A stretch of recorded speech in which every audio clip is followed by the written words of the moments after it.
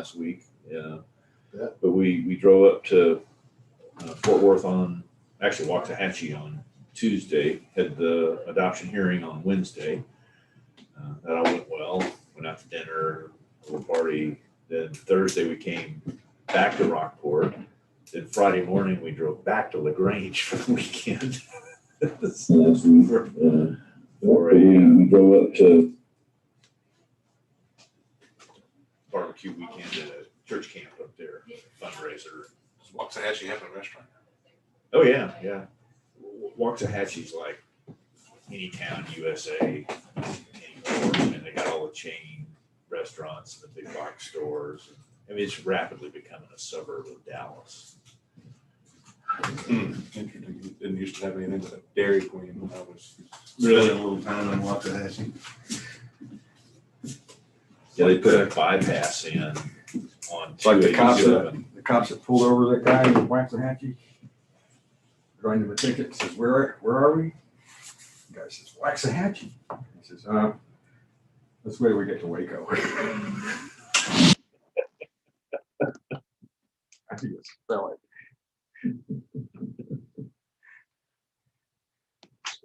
And that's like Mexia. I was going to say, it reminds me of the angry joke about, hey,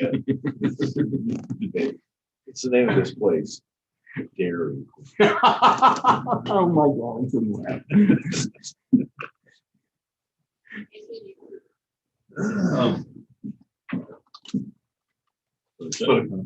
So to go to pictometry, you have to get out of the docks.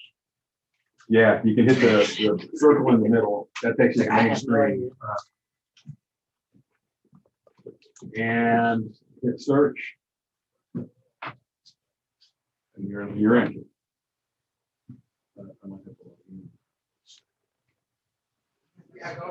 They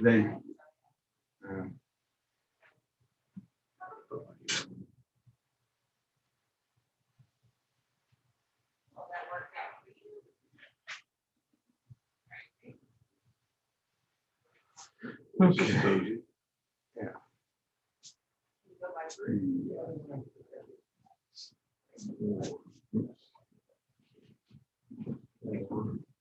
Gosh.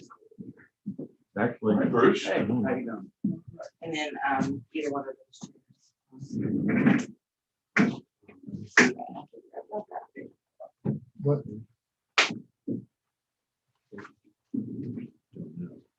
Connect Explorer, Connect. Connect Explorer. Okay, you know what case it is? So you remember. Yeah, I would do, yeah, I exactly. think I do. This is 479 Fairway? Yes. Yeah, so In this case is, 1838.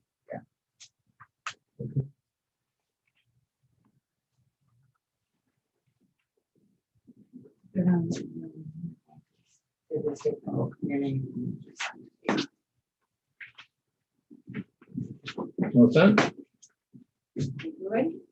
You're rolling. Okay. We need to open the meeting. Call to order the Appraisal Review Board for Aransas County. It is July the 28th at 8:30. Do we have a quorum? Yes, sir, Mr. Chairman, we do. We have a quorum. We're open for protest. First protest is 2021-1838, account 31601. This hearing is being recorded. Under protest is Q1. Check the protest. Yes, Q1 only. Q1. We are the Appraisal Review Board that will be hearing the protest today. The four of us are the board. Ray is the representative of the district. And he just walked in off the street and decided to run the computer. We don't know who he is. Couldn't find any little kids. Yeah. It's getting worse, isn't it? It's never been good. We do not work for the appraisal district. We are appointed to perform an independent review of your project.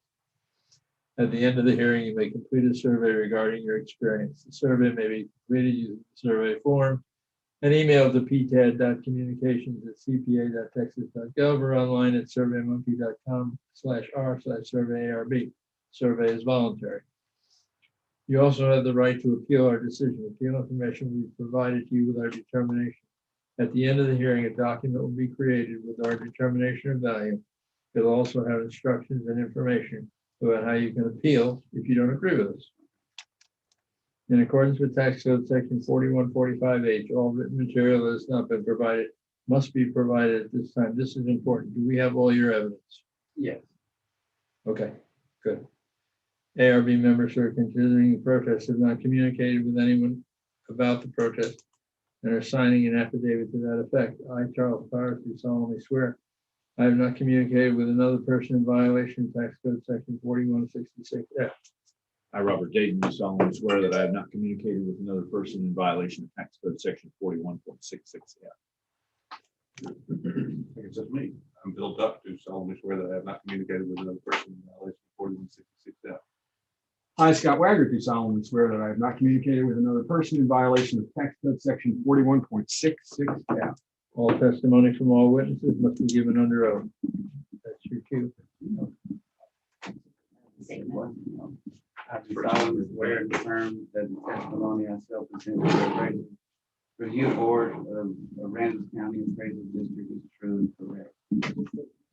Proceed, yeah. I, Ray Presley, do solemnly swear or affirm the testimony I shall present to the appraisal review board for Aransas County Appraisal District is true and correct.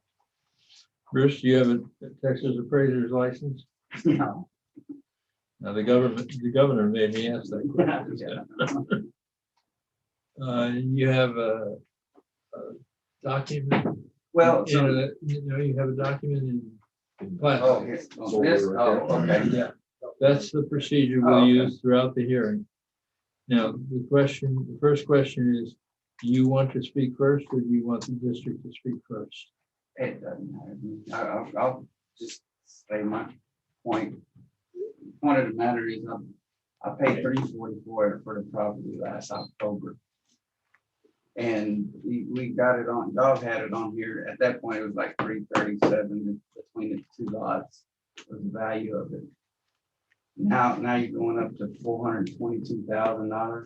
And that's a ridiculous amount of increase on value of the property when I didn't even pay that for it. There's two lots. So one of them shows your proposed value for the house lot is $372. And the other lot is $50,000. It's two lots that are combined. And it just, I didn't pay that for them. But I'm confused. I only show a lot with a house on it. But there's two lots that are tied Three there lots. together. It's 415 and 417. Okay, we're just looking at 417 here. Right. So they're two separate accounts. It's two separate accounts for some odd reason. They made me replat the lot for the loan, but it didn't ever get put together as one with the county. I'm not sure why. But it's still two, it's the same value. I didn't buy the lot separate. I didn't pay for it separate. I bought the house and the lot together Two lots together. for the 344. And it just, that's a very unreasonable increase. Plus, it's not worth that because I didn't pay that for it. Okay, you got it in October? Yes, that's when I closed on it. Okay. I think it was the first week in October. Okay. Anything else? I mean, that's pretty much straightforward. I'm not trying to get away with anything or Okay. anything. I just don't think it's fair to jump the value of the property like that because it's just not. I've never in my life had a piece of property that was valued higher on the tax rolls than what I paid for it. Just, I don't know, maybe you are unique, but I've owned homes since I was 19 and never had this before. There's typically a pretty big difference in what the tax values are listed at versus what you actually pay. Okay. All right, we'll move on then. So Ray, then you got 2 minutes for the cross-examination and 5 minutes for your presentation. Scott, can you go to the account 31602, which is right next door? Yep. Right? Is there a protest on that account by any chance? There's not. Okay, let me think about this for a second. The value on that account is 50,000-ish, right? It's Okay, 5330. and the deed transaction on that is what date? It is 10/8/20. And then go to the next one. Go to 3603, 31603, or 31601. 31601, It's the same deed date. same deed day. Okay, hold on, just give me a few minutes here. Let me think about this, not having that protest. In the middle. What does that do? What does that do? Leave that one the way it is, and we're going. Mhm. Let me look at we have the MLS, somebody gave us the MLS. Probably somebody trying to drive the value down. Came in and gave us this listing. Listed for 329, listed for 329. And you paid 344, just tell me how that happened. They went up on the price. I moved in the house and lived there for a year, Yeah, and they increased the price when it comes time to sell it. So okay, you were already in the house. Yeah, I like did a lease with the option to purchase it. Yeah. And we didn't, agree on the exact price before, so they went up. They went up. It actually that's 379, but it's crazy. It's not worth that. So. And we settled at 344. Okay, Scott, go to, how big are these lots? Let's try that real quick. Tell me, They're one of them, the 31602 is 0.2804. If we're going to do the effective size, Yeah, because there's just not let me- effective size on it. just tell me what it is. It's 2804, 0.2804 for Uh-huh. that. okay. Plus, And the other one is 31601. I'm sorry. Don't. That's the property I'm sorry. ID. That's the property ID number. I'm sorry. give me the other number. It is 0.3545. 3545. So we've got 0.6349 acres. All right, we'll put that in on, you're gonna have to supplement, you know what I mean? You're gonna have to, okay. And then, so put that on the residential property.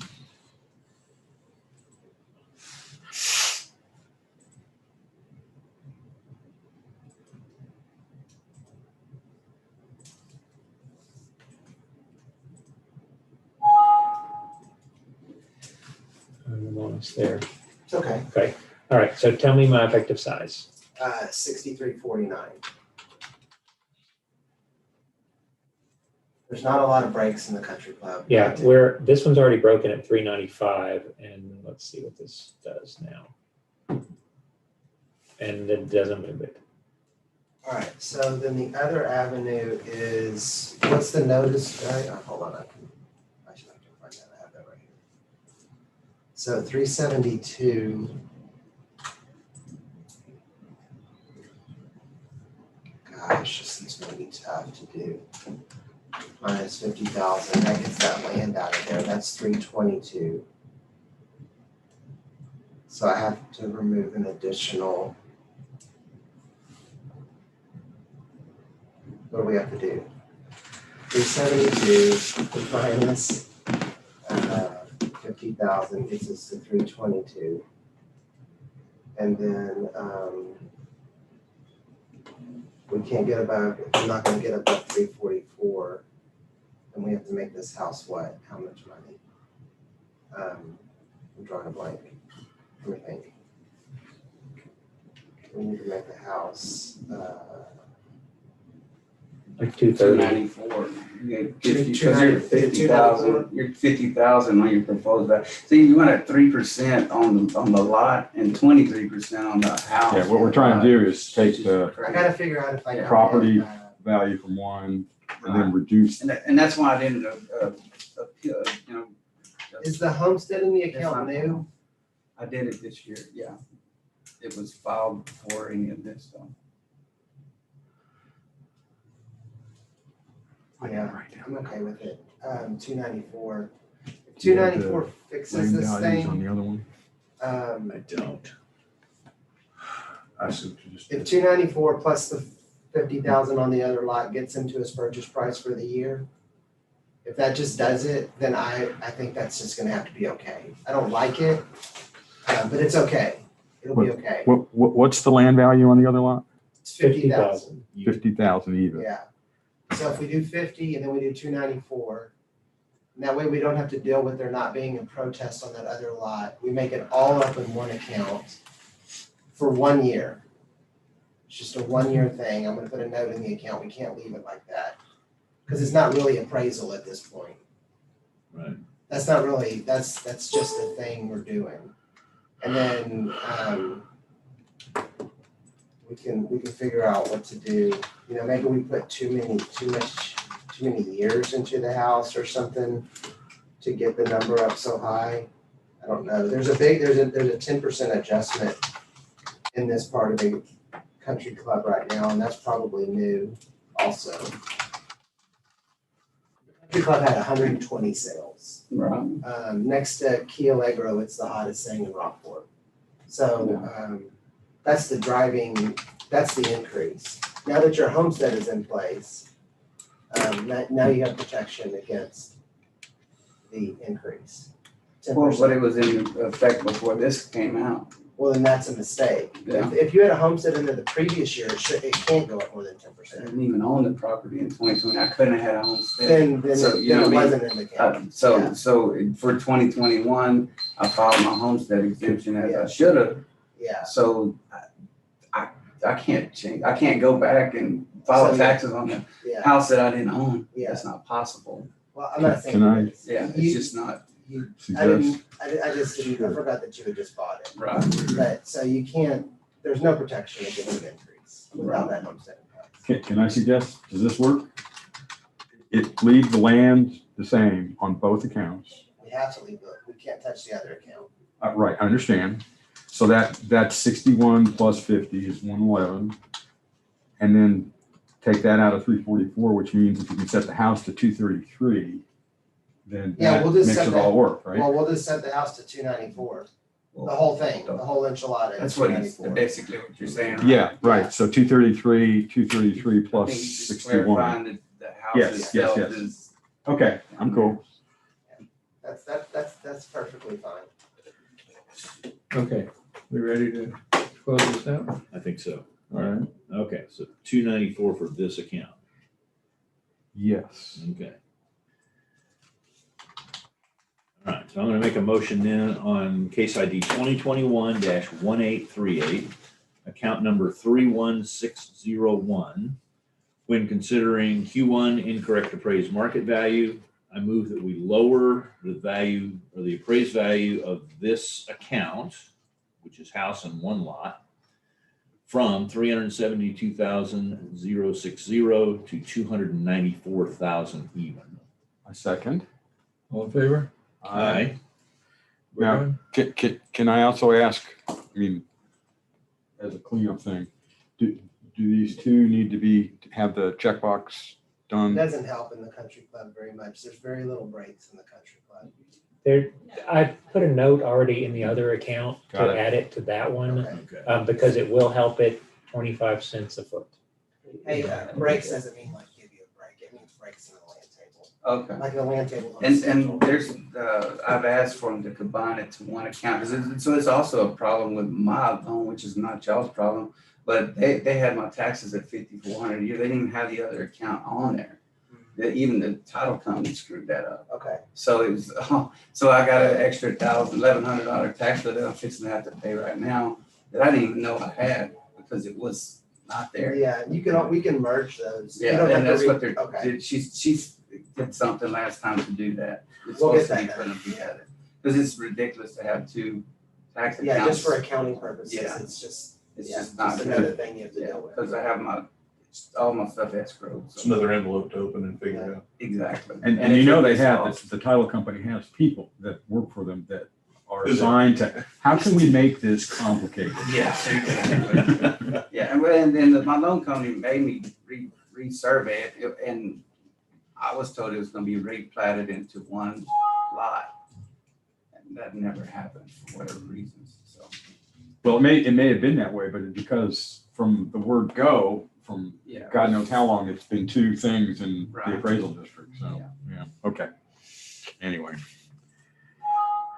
Okay, we're done. All right, thank you. All right. Appreciate That- it. Have a good one. Happy All right, week. thank you. Yeah. Take care. Thank you.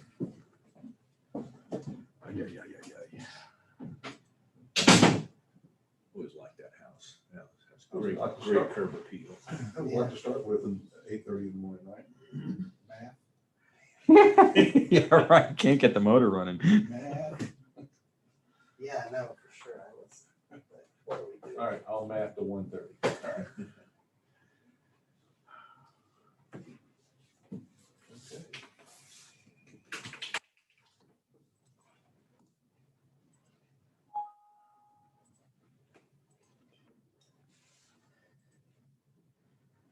Stupid operating systems. The funny Wi-Fi password, right, which is this thing that long, upper lowercase tildes and blah, blah, blah. You can share connections between iPhones, but you can't between the iPhone and the iPad. So both say iOS, you know, what? We didn't put that. Oh, I understand. Yeah, I heard the service center was, and they didn't like your FBI surveillance van thing either. No. I thought that was cool. Like that. Wait, what happened? Well, when they got the Wi-Fi set up in here. Yeah. Over there, when we were in there, the Wi-Fi network was called FBI surveillance van. Yeah, right. Just to kind of keep people browsers from walking away. But the service center they get their connection from didn't like FBI. It's the city service center. city. Yeah. They weren't real happy with, using FBI surveillance van. So now we have this mundane ACAD 0123. But the Wi-Fi password is this ungodly, Of course it is. That's it. That's up till 10. I told you to stop grabbing my people. They're waiting for you. All right. I stopped listening after grabbing.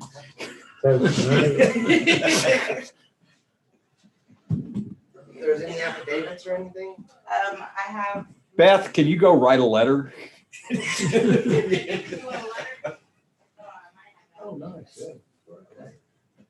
No. Everything work out okay? Yeah. All right. I mean, I'm kind of glad that, we got 26 left for today. So Cruising into the end of Kind of August. good to have it parsed out a little bit. I'd like to get a few of them out of the way though. Probably do stem cell and stem cell transplants. Pretty heavy duty. I mean, some crazy stuff.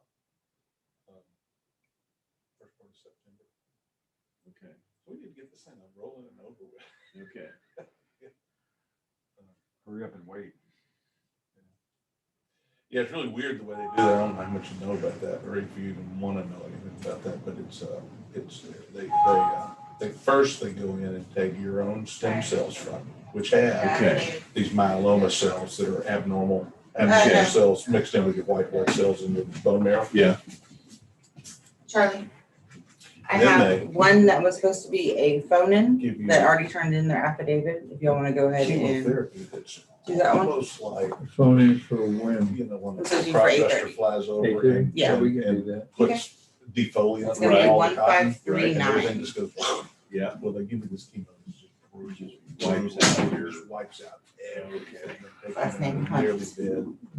And at that point, you're sequestered in the hospital, in clean rooms, and I have to go in there and stay with her. Somebody has to be with her This was at Yeah. 8:30 and it's an affidavit. for about 2 weeks.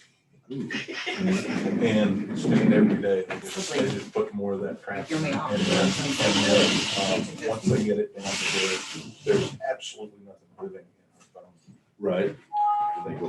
They take her own stem cells that they cleaned up, and you almost, it's perfectly healthy, and there's almost like minuscule amounts of this myeloma cell, but the good ones are just like over. And then they inject that back into it. Okay. And it's like, hello. Your little Did you have poker to thing would into work, the bone? would probably work on In that several as well. places, or just Once you want to Yeah, try I it don't on your know. phone. I think I don't do medical real Yeah, good. it was written So, yeah, the as less I know, the better. Okay. capital That's C, a lot more Sorry about detailed, that. but it's, uppercase C, and I yeah, think it's pretty uppercase C. intense. So, Okay. so it bitched at But me, it but it is the wiped out best both the ID and the password. Of course. It's just how you do it all long-term again. treatment for what she's got going on. Okay. And what is this? It'll never be cured. 1539. But Control kind of. it can be controlled and you get Yeah. a few extra years Yeah. tacked on. Where's Okay. 1539? That's not the way it works.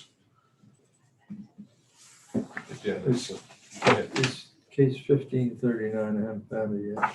It's 8:30 docket. Yeah, Last name, huh? Oh, that's which found page? It's on bottom page 2. Page 2. For those keeping score. Okay,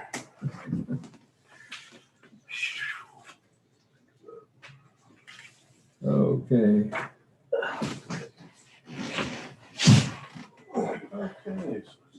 ready, Ray? Have you Yes, sir. reco- have you recovered sufficiently? Except for his nap.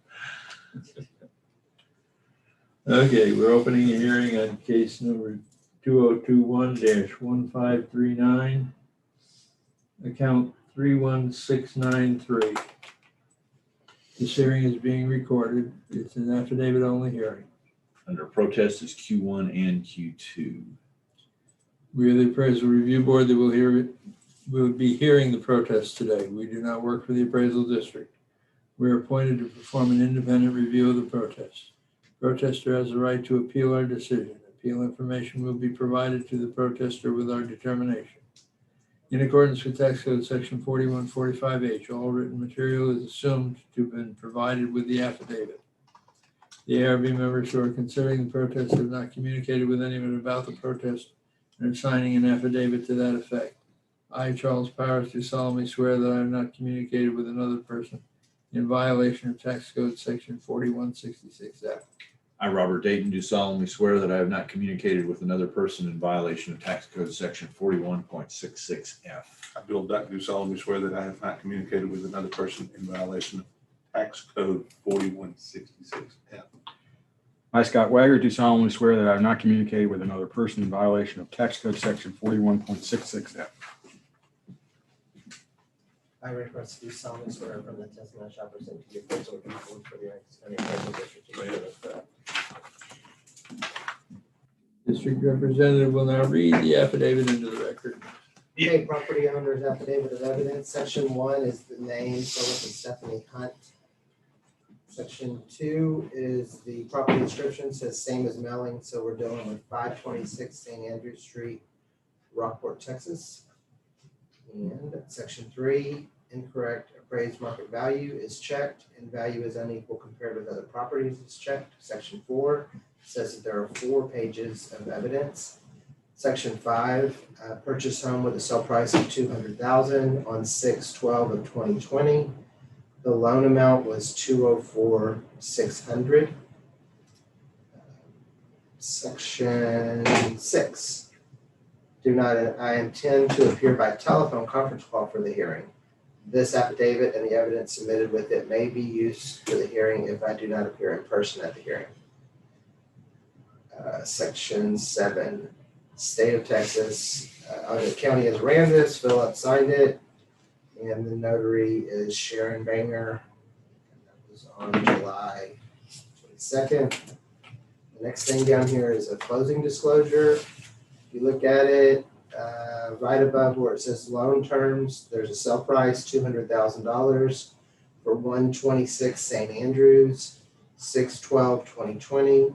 You look across the other side, you'll notice that it's a VA loan, and then the loan amount is for $204,600. So the VA, I think we've noticed this in this office. There's it's dollars for the loan. You know, there's an additional $4,600 or so, however that shakes out. And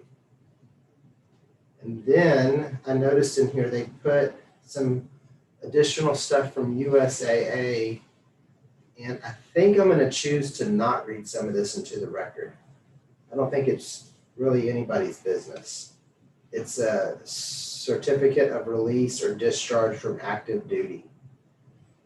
I don't really believe it has anything to do Yeah, BB4 is kind of personal. with real estate.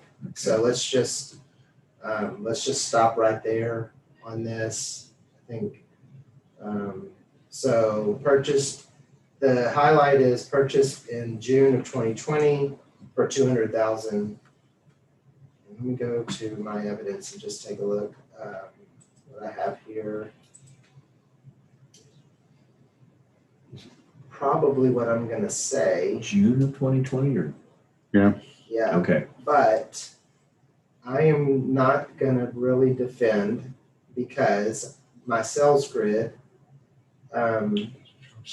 we have the purchase price of 232 because we are incorrect on the purchase price. Okay.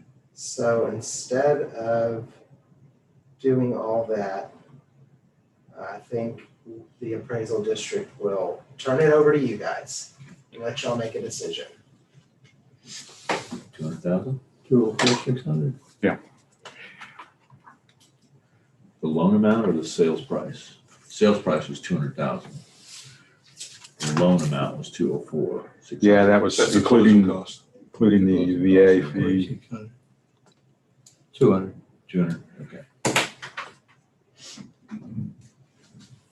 Okay, so I'm gonna make a motion on case ID 2021-1539, account number 31693, when considering both Q1 incorrect appraised market value and Q2 appraisal ratio exceeds the median level of appraisal or the equity value, that we lower the 2021 assessed value on this home or this property from $250,750 down to $200,000 even. I'll second. All in favor? Aye. Okay. Case is closed.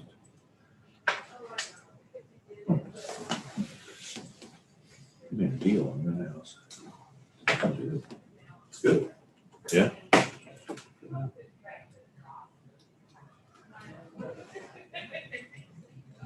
I'm gonna look and see if there's anything in the afternoon. But don't you kind of imagine it was probably a little storm damage left over stuff that probably had to be done. I've seen the outside of the house, because he. But no, it's not that case. Oh, okay. For me, it would be a location kind of thing.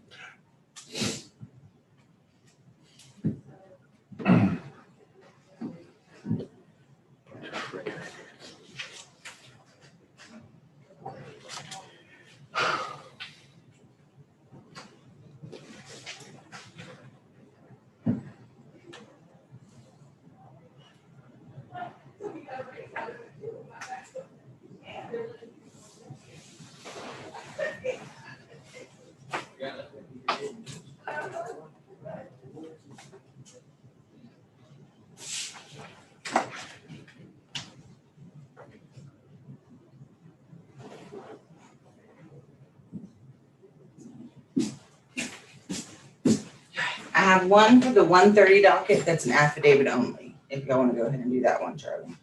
Sure. Okay. It's 577. It's gonna be on the 130. And go your way, right? Top of page 5. Oh, Pee-wee's Place.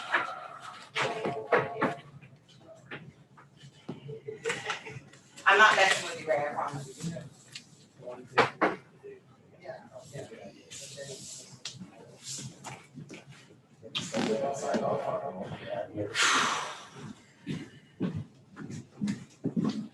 It's case number 577. It's on the 130.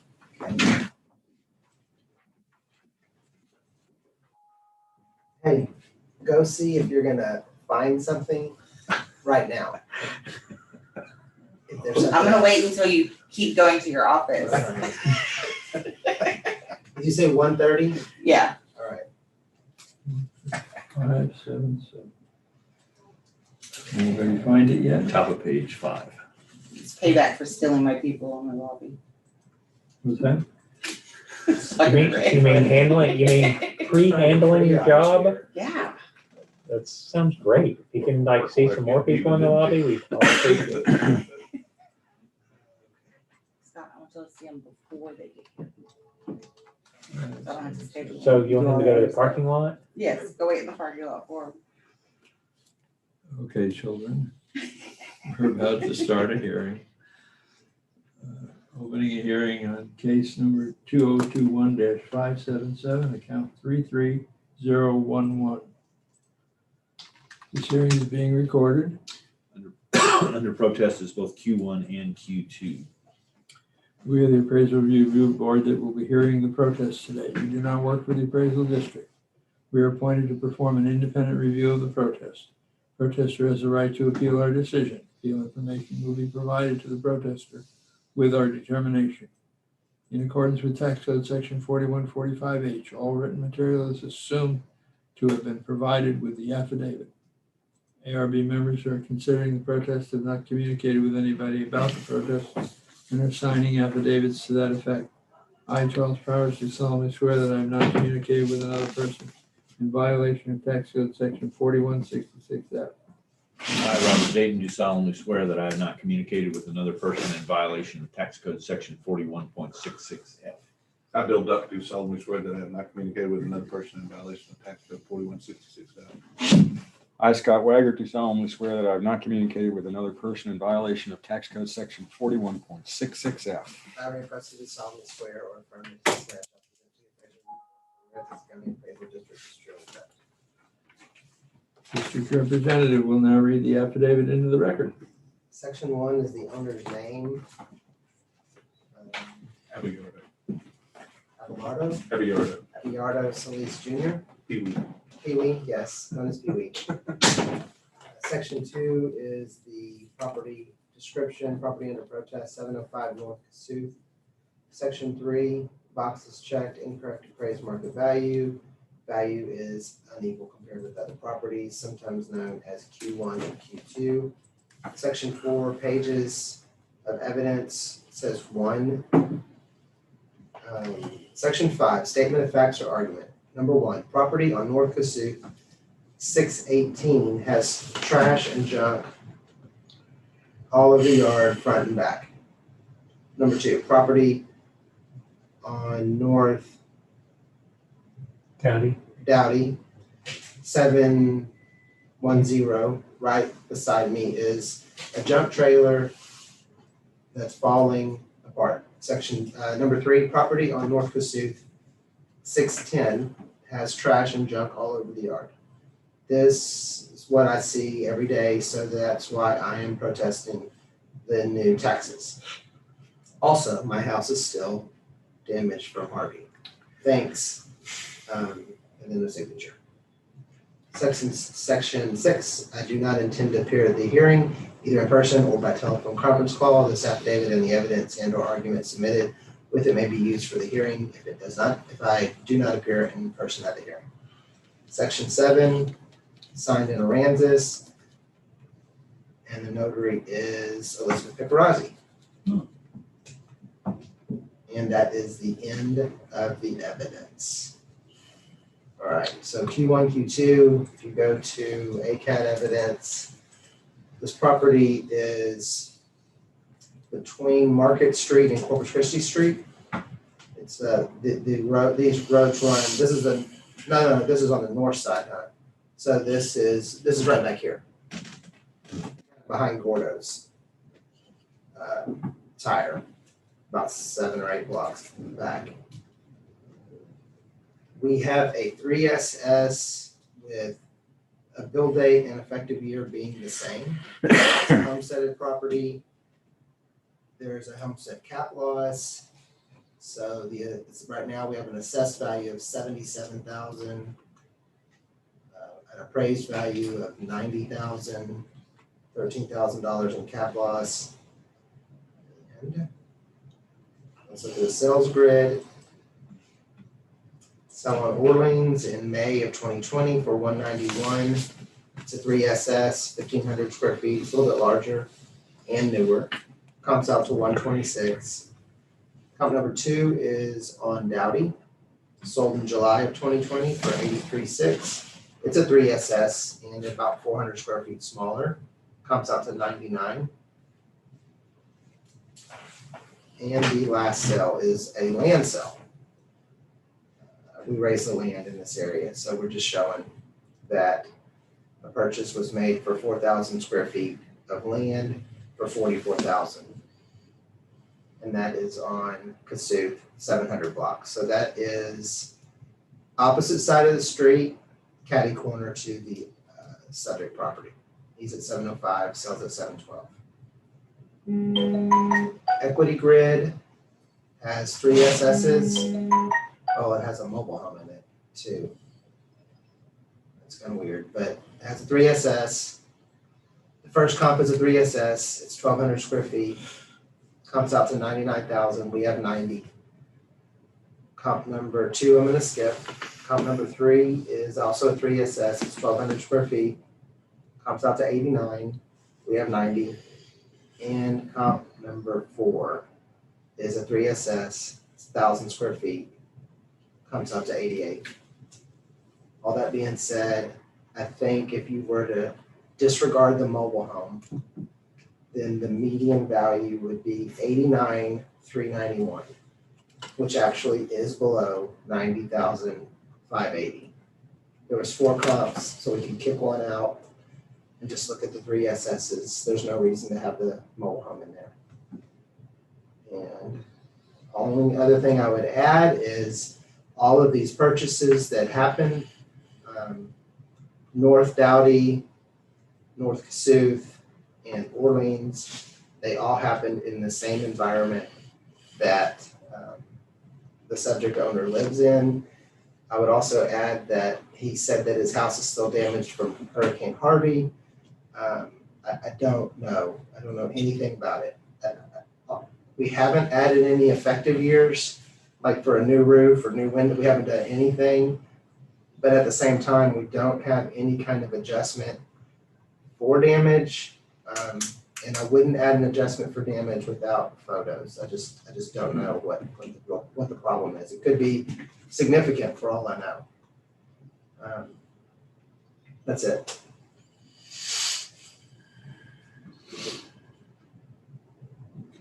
Yeah, where does there's a statement on the sheet here, whatever. House still house has not been fixed. Windows siding not. That's what he repaired. wrote on his protest, I believe. I didn't hear that when you were reading that. So I didn't read his protest into evidence, but his protest says still house has not been fixed. Windows and That's what. windows and sidings not repaired properly.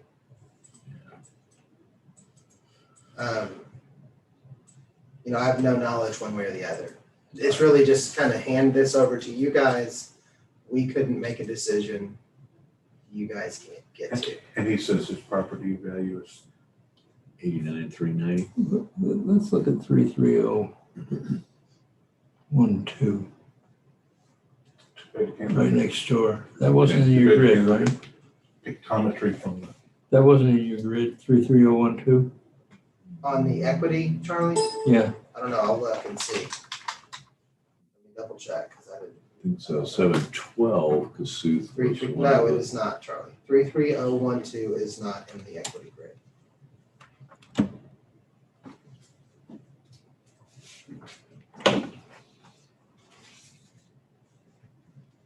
Market value 129.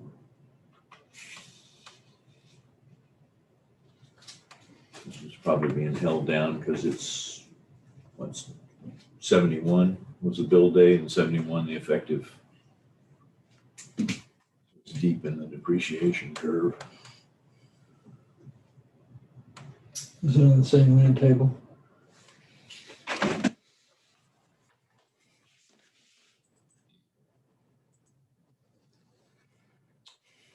That's 550 Cassuth. This one is.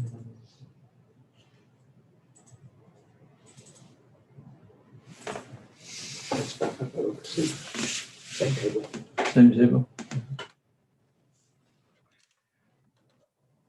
And it's equitable to his neighbor.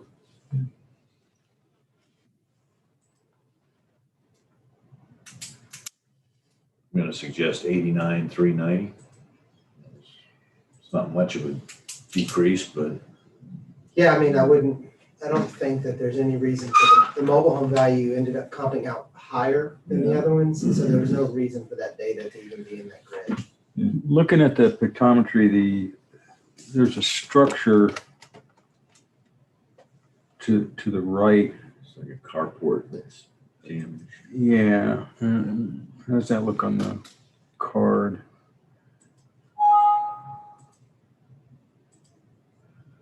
Attached garage, 100%. It's not much value on it, but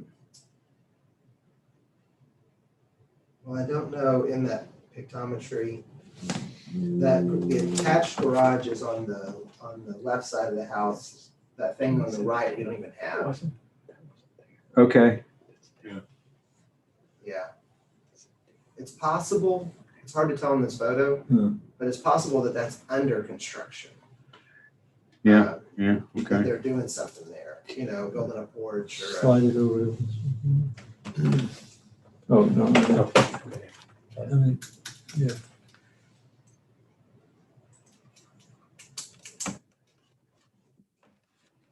Here's some more detail. What were the dates on it? Wait a minute, let me get the dates.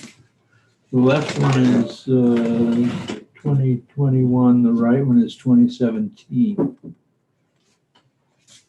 It wasn't there in 2017. Okay, so it does Yeah, look so like it's like it's under construction. It is there in 2021. Okay. Thanks, Scott. 89,390. Okay. We should set more evidence. Yeah. Okay, I'm gonna make a motion then on case ID 2021-577, count 33011. I'm considering both Q1 incorrect appraised market value and Q2 appraisal ratio exceeds the median level of appraisal, equity value, that we lower the 2021 assessed value from $90,580 to $89,390. I second. All in favor? Aye. Case closed.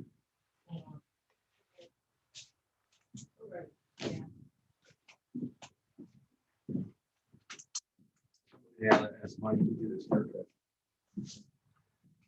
You bring it up. Yeah, I was gonna say either that or, Laura. I just glanced at it. Do you get a haircut? Oh, yeah. You got them all. Like a Marine cut. Okay. In this, is there a way to turn, like to look more Remember, from street level or? Okay, summer there's, 1988. this is an oblique, this is an oblique. I was There's working one for angle where Marco we can Gas go Company, around, and we they can sent go me to this, the this, industrial this, fire this, station. and you can go overhead and we can back up. August, And needed a here's haircut what you anyway. can do. And I thought to is- myself, is, after all the years of going to A&M, So here, Yeah. I'm comparing here and like, barber this shop is there just a in comparison to Northgate, show, all the like, core- look at core that, FedEx look at guys that. get their This- haircut. this is new, Yeah, that kind of. What you can So I do, walk in there, like if you're There's a really trying bunch to of nuance something, older this is what I gentlemen do there. a lot of times. I'm like trying to like really get it that.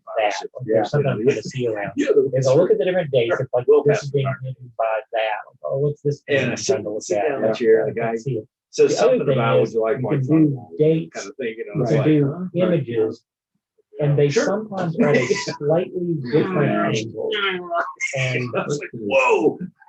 see how that one, see how we're getting a slightly different angle and maybe a different kind of day It was like on a them. buzz And cut. sometimes, see, this one's even more to And this yeah, side. I get home Um, with my wife. And then, see, this one's way over here. That's why they're not used. They pick theoretically the best. Which, how old were you? I was probably. And so, late see how now they're 30s. supposed to be blurry. Yeah. And they're probably gonna see Early nothing 30s, for the rest of probably. these. But they have them, these, guy this goes is back. all of them. Yeah. You know, whatever, for Yeah, this, something like that. for this time period, for just January. Should- there. Yeah, That's as soon all as of he them, and then started we're to about to get back. I thought And to so that's what myself, they, that's all of them right from this side. angle, and Okay, then- now I and then, understand what back he's to this saying. one. And then you But can by say, the like, time they it's picked too that late. one, that's the best one. Okay, this has the best resolution, why we go to this a lot of times.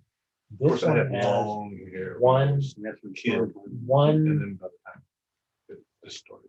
It ended up more in the one in the inch, cone this than is, on this the- is in the one shower. foot Yeah. resolution, and this is 1 inch resolution. I Tina think, or Hadley. something like that. has- And has when you get outside the everybody county, in the it's, family's hair for in the about county, last this is in the city. Outside of the 25 county, years. it's Okay. 3 foot Here? resolution. Okay. So this is, All when you lived in- zoom in on this, that's the thing, New is York.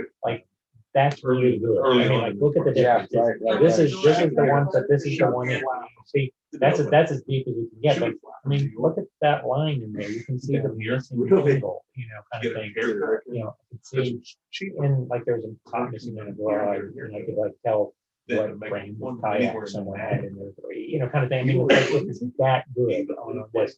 That's why this is the case. And I think So she. we may get some of this next year too. Like, this is one, this was an experiment. This was not even available. Barber on The the time they did square. this, this was like, County. they did it Okay. for us, See, but so this it's is all the around hurricane. corners. They did There it was for this old free barber as a that test had been around for situation, forever. you know, like They sit they there, wanted to you- do it to You see sit like. in a row what chair you waiting. can do. And they did it, and we're like, it's And awesome, he's doing out there, that. and he We're like, does that's some not stuff, available. They You know, don't always but- like it. But it is Was he pretty in great. I mean, like, look at that Cows? compared to that. No, my phone. Okay. Very great.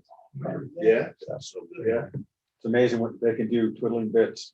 yes, Okay. exactly. Okay, that's put in, but Okay. we have a letter to. Yeah. You wrote that letter. I did not You know wrote that about it. letter. Oh, sorry. Okay. Let's see. Property. and There's many IDs because that person is an agent that's requesting the reschedule. Oh, okay, so And it's then- for all of these. Yeah, then just, if you'll just read it into the record, I think so. Okay. It'll be- Hadn't been loaded? Was it loaded on the It system? has not been scanned in. Okay, Mike just got it off his email. all right. To the Aransas County Appraisal Review Board, I would respectfully like to request a reschedule of the following hearings. I was in a car accident where someone ran the red light, crashed into me and totaled my car. The picture is attached. Touching. This just happened and I am not able to attend today. Is it today? Yeah, she's Okay. scheduled for this For afternoon. this afternoon? Okay.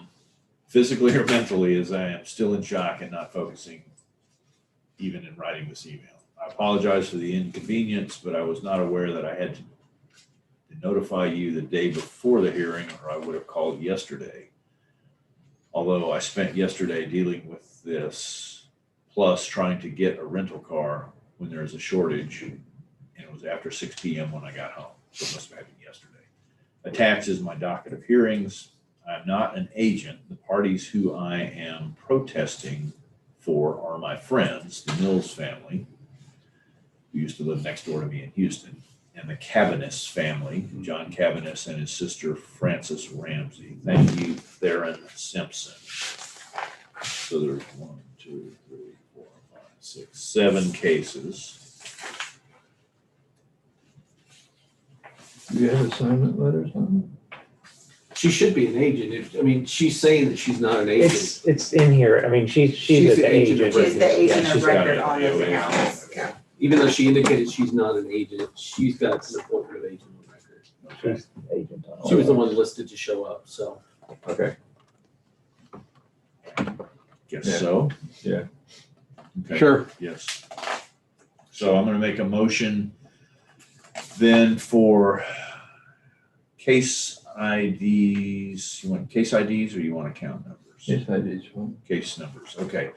I make a motion for case number 2087, 2088, 2089, 2090, 2091, and 2092 that we allow Theron Simpson and the homeowners of those properties to be rescheduled and have a hearing date. I second.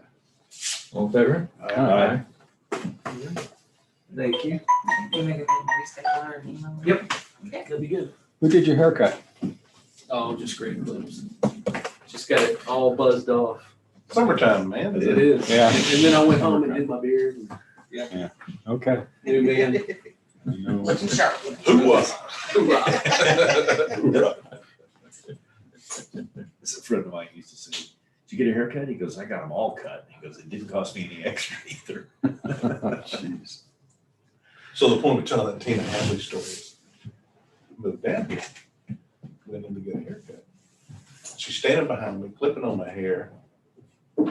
She said, why do you insist on being somebody you're not? I'm not drunk enough to have this conversation. Right. I know what? And she said, well, from where I'm standing, you're a slightly balding guy, but from where you're sitting, you got this nice little comb over of this thing and you spray it down with hairspray so that it doesn't do all this stuff. But where I'm sitting, you ain't got any hair. And I went, aw. She said, let me show you. And she picks up her mirror and she puts it in, and sure enough, from like right here all the way forward to about here, it was bald. But I had this nice little thing that went across here, so I thought I had hair. I never saw it. And when you He turn never your said head- anything about it. She was just like, And when you turn your head down, you can't see it in the mirror. I said, so what do you suggest? And she said, well, you can either go get implants and be one of those guys, or I can cut it all off. Okay. I said, do your worst. Yeah. I don't care. So she cut it all off, and I looked in the mirror and went, damn, okay, I cool. like this. Yeah. So about 3 months later, 4 months later, something like that, she hands me this little razor about this big with a, electric razor. Yeah. And she said, honestly, I feel like I'm stealing from you $20 at a time. She goes, here, this is my gift to you. And I went, huh? And she said, cut your own damn hair. God, Tina. It's the worst divorce I've ever been through. So, yeah, now about every other week or 10 days or whatever, You just run the clippers. I get my clippers and just do this Yeah. thing and leave it all over the sink. So somebody gets irritated in my household. Blood pressure needs to go up every now and then. Not really. But.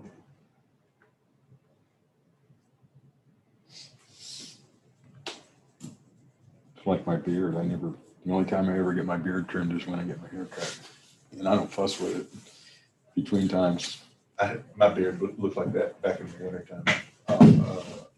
All the way up into almost June. Well, no, not June. It would have been sometime in the spring. It would just start to get hotter and hotter and hotter. Not sure. And And grow it back. It grows fast. I was shaving maybe twice a week, 3 times a week.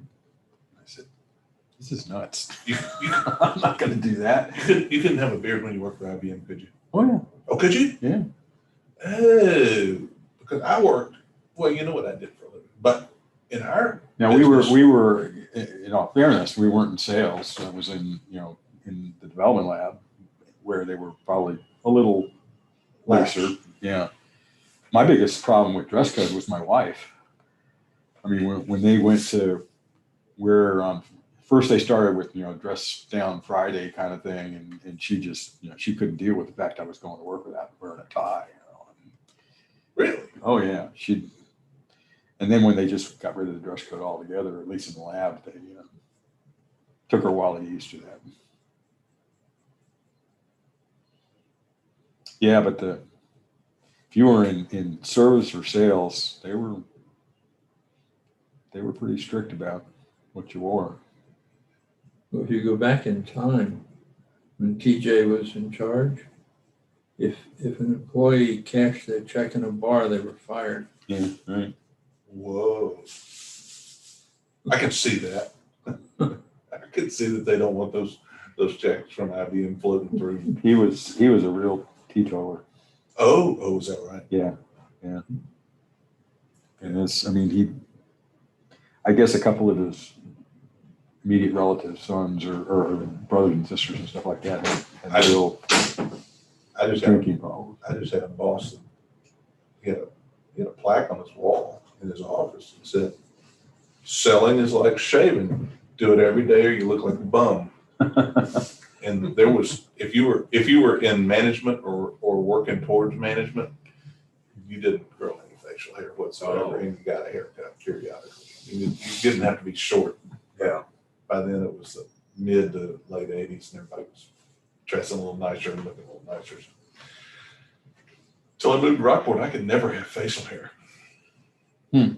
And then after a while, I became an owner, so I could do anything I wanted to, but I just stuck with it because it was, we were trying to get the whatever you call it, the bad vibes off of the, people in the car business that looked like they were, shifty or whatever. So it's like, no, everybody dresses up. Dress is nice. Don't do all this stuff. I moved to Rockport, grew a beard immediately. So still shifty, but look good. Yeah, yeah, exactly. Plaid jacket optional, but yeah. These guys are just such idiots. I mean, Which one was that? Which one? Washington politician. yeah, I mean, this hand says, we really want you to get vaccinated. And this other hand says, but you got to wear a mask. I mean, how can you cut, why should I get vaccinated if there's no benefit to it potentially? I mean, there's no, oh geez, these guys. I understand where it's going, where it's coming from, but they have the worst, they're their own worst enemy. Sure, yeah. Putting out information. Yeah. It goes back to the old saying, if it looks like rain, wear a raincoat. Yeah. You walk in a smoky bar and everybody's slobbering drunk and, sketchy, put a freaking mask on. Yeah. There's a little voice in the back of your head you should listen to every now and then. Yeah. So wear a mask. Yeah. But, they're like doing all this stuff, acting like they're all important and whatever. And they just keep contradicting each other. I just wonder Put out one message. if somewhere in the CDC or some of these people sit around the table and go, okay, look, this is a biological problem. This is not a political problem. But what can we do? What can we do? Nothing. We gotta do something though. What can we do? Just tell them to wear a mask. We're done. That's about it. And I mean, the on so many levels, there are things that you say, it's obvious there are things they could do. Like everybody's all over NIH about their funding for the Wuhan lab, right? You look at their budget and what they spent. They have spent nothing It's like a hammer. on COVID. Really? Yeah. $660,000 is Yeah. what they spent at the Blue Head lab. That's like a hammer. But Yeah. to the Defense Department. Right. It's really not much. Okay. And then the NIH has not spent hardly anything to research COVID. It's like $60,000 that they've it's Plane tickets from. Yeah. it's kind of stupid, right? And just it's The NIH is literally just a slush fund for high-ranking political Really? MDs. Yeah. It really serves no purpose whatsoever. They can probably do away with it. It's like what is the Office of Redundancy and something, I can't remember what it's called. It's like, we got one of those already. We don't need that one.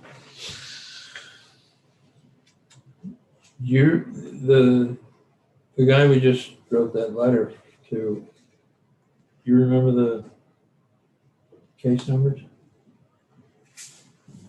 2090-291, 20. They were today, right? No, they were I think it was yesterday's cases. I don't think so. Because it sounded like the accident happened yesterday.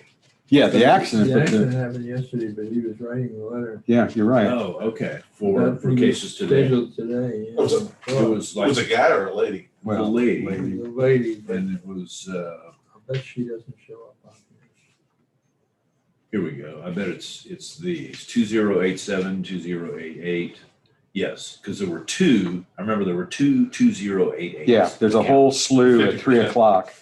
Yeah, There's 89, 90, 91. It was 87, 88, 89, 92. 90, 91, and 92. Yeah, all these people live within blocks of each So other. our 3 o'clock may be Maybe toast. gone. Yeah.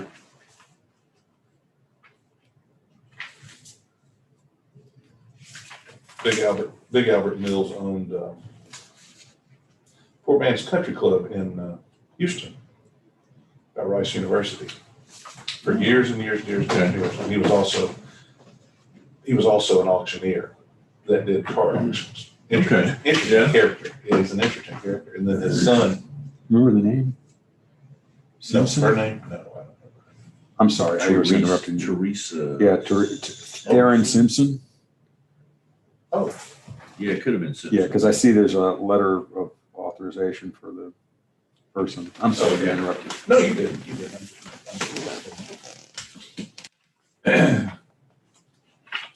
Albert's son, Albert Mills Jr., opened. He was in management for the Pappas family. Oh, okay. He played baseball at Rice and was very, very, very good, and could have played in MLB, but didn't. Okay. And went into the restaurant business with the Pappas family and made Okay. his way up through management. Actually worked for Pappas and for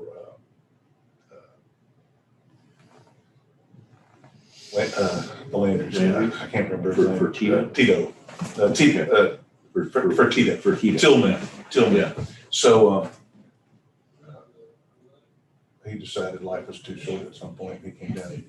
All these families bought the property in the building where Poor Man's Country Club is now. Oh, And he okay. opened Poor Man's Country Club. Okay. And so that's why, Yeah. that's how it arranged, because all these people were like family friends, and they were socially connected. and Okay. Intermarried, and Yeah. just for like 100 years, they all did stuff together. Yeah. Tommy Moore was one of them. Okay. Tommy, that runs the skimmer. Okay. And does the golf carts, and he's on the navigation district and all that stuff.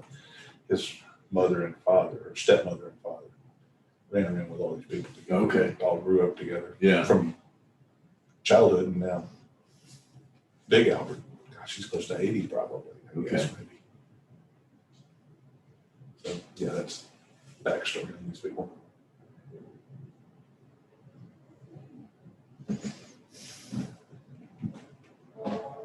I figured when you with your Houston knowledge, you remember some of those old haunts from. I love Houston restaurants. Yeah. Old Houston restaurants. Yeah. I've been to a lot of them. That was kind of my thing with Houston. I like to eat. Yeah. Love to eat. And I love to go to good restaurants. Not expensive, just good restaurants. Yeah. One restaurant I used to love to go to, we didn't go that often, was Los Alamedas. They're on I-10 at about Antoine or so. It was not your traditional Tex-Mex. It was more Spanish food, a little different. That was a great place. Then after many years went out of business. Like all of them, yeah. Ninfa Laurentis was, she was kind of an old friend, and Ninfa's close to our house. only because we went to Ninfa's all the time, every time, always go to Ninfa's and they got used to seeing us and stuff. So Yeah. when Cindy and I, one of the time trips back to go to MD. So let's go to the new incarnation, because they're still Ninfa's, but they're not owned by the Laurentis family. Okay. But the oh crap, I can't think of the name of it now, but it's there's several of them Okay. that are the new version that are run by it. So we went to the oldest one that's over in Rice, just outside of Rice Village. Okay. And man, their food is just like it used to be. Okay. It's, it's the old stuff, and they have the old waiters. Some of them Okay. have worked there for forever and ever and ever. We used to go to Los Tios restaurants. Our first house in Houston was in Kirkwood and Memorial, and it was That's a nice neighborhood. one there. And then we moved further south Highway 6 in Bissonnette, and there was one not too far from there too. But they sold out early 2010, 2011, something like that. Anyway, but same kind of deal. They had waiters. There was a waiter that we knew that worked there probably 20 years. Generation. We knew him 20 years. Yeah. You know, I mean, we watched this guy get gray hair. I mean, you know, because he worked at the one close to our first house, and then when later on he actually moved to the one down south. It's like, hey, he recognized us. Yeah, yeah. Their food, all is still good. It never was. It was a little different, not quite the same once they sold out to a bigger company, which is no longer family owned, but still good. Family restaurants don't tend to look as closely at food costs as corporate types. You know, Okay. people that are in the restaurant business, Yeah. not people that just run restaurants. And things change. Things change. I mean, Yeah.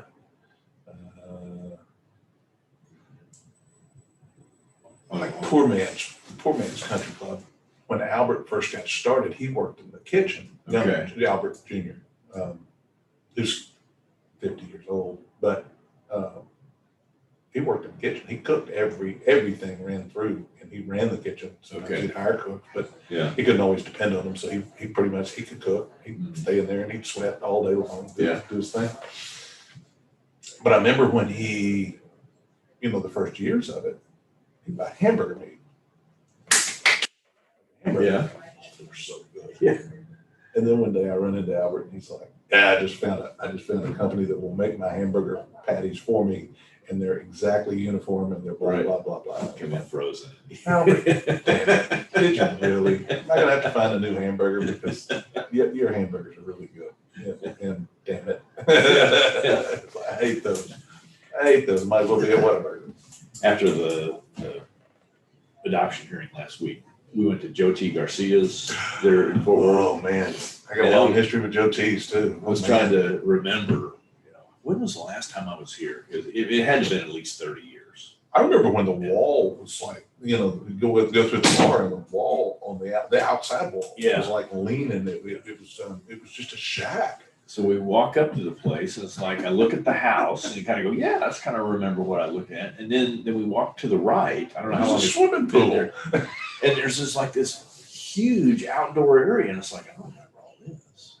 And they have party rooms and stuff, and so we asked the Is the waiter. pool still there? Pool's still there, and I walked in and was like, "Wait a minute, this is what I remember from the '70s." so, anyway, it's greatly expanded. Oh yeah. And Shit, they cater, they do all kinds of stuff. Yeah. I think you can buy Joe T's fajitas like in Kroger. Oh, okay. I really think you can Okay. in the frozen section. You can just buy Joe T's and stick them in the microwave. I whispered into my daughter-in-law's ear and said, would you let me pay for dinner tonight? She's like, okay. I mean, she's pretty independent. Okay, so when the bill comes, I pull out my wallet, and the server goes, "We don't take credit cards." I'm like, really? Still, they don't take credit cards. I have to look at Melanie. I'll tell you what, if you'll pay for it, I'll reimburse you. She goes, fair enough. So, but I thought to myself, how could you not, if you're taking checks, do you have more than about 3% of your checks that are bad? Because if so, you should be taking credit cards. But they still don't take credit cards. Where's it? Joe T. Garcia's in Fort Worth restaurant. God, that place has been there for as long as I've been in Texas. The first time I went was early 70s. Yeah, And, that'd been about and it looked like it'd been there 100 years, well, not that long, but it looked like it'd been there for, since, I don't know, 40s, 50s, whatever. I don't know how long it's been. I had no idea. It was a dump, Yeah. kind of. Mm-hmm. Coming from Tennessee, it was, I was teenagers. Like, really? We're gonna eat here? I was reading an article in Texas, not Texas Monthly, but Texas Highways that we get. And the article was great dates in Texas history. And they have, the Alamo. It was July 20th, 1969, we landed on the moon. And then they had, May 28th, 1971. That was the day the frozen margarita machine was first introduced in a restaurant in Dallas, a Tex-Mex place in Dallas. And I never really heard of the restaurant, but it was evidently, we moved back to Dallas in about 71, 72, I guess it was. And this guy they interviewed him, he's still alive. He had a very successful restaurant, but his bartenders were spending all kinds of time at the blender, making up frozen margaritas, one pitcher at a time. And he goes, man, there's gotta be a better way. So we got to thinking about icy machines. And so he started playing around. It took him a couple of years. What year? This was 71. So Slurpees have been out for forever. Yes. And so the icy machine didn't quite work. The Slurpee machine, he had to retrofit and do some things, but eventually he got a machine that was just the right temperature and the right paddles and everything. And he did not patent it. And so he started having these machines made. Well, people looked at the machine and, where'd you get that? Well, Newberry Foods. So people just started ordering these things from whatever company was making them, and the rest is history. Now they're all over the U.S. Oh, I mean, probably all over the world. And my son's got a good friend that works for the company that makes ices, whatever that is. But he lived in Singapore for 3 or 4 years while he was a regional engineer for that company. Now he's back in Texas. But yeah, it's whatever company makes the icy machines. I mean, that's a pretty good sized company, I guess. every convenience store in the world has them. Has them, yeah. Might be called an icy or a Slurpee, but it's the same thing. Yeah. Yeah. There was a Tex-Mex place in Temple. Yeah, it doesn't matter the name, but they had a large bar grab. Always from happy hours, Yeah. everybody that worked for Wilson Plastics or Wilson Art or all the different companies in Scott and White Hospital, all the nurses would come in. So it was an active happy hour. That Okay. patio that just kept getting bigger and bigger and bigger. But you order one frozen margarita from that place and stand up and you feel like you've done something. And I finally asked, why are these dang margaritas so strong? It's like, man, I get hammered after like 2 and you're don't need to drive. And I finally found out that they cleaned the margarita machine before every shift with grain alcohol. Oh, okay. Yeah. And it didn't all get flushed out. out. There was still like a little puddle of it down Yeah. at the bottom of it. So it was grain alcohol, then tequila, then triple sec, and then whatever else Yeah. I put in that thing. It's like, geez, Louise, You can always tell how deadly. At least my judge is when you drop the lime in there, after 5 minutes, if it's frozen hard, it's stronger than one it's still soft. Oh, yeah. Yeah. I'm curious about Joe T. Garcia's. Cash only still. Yeah.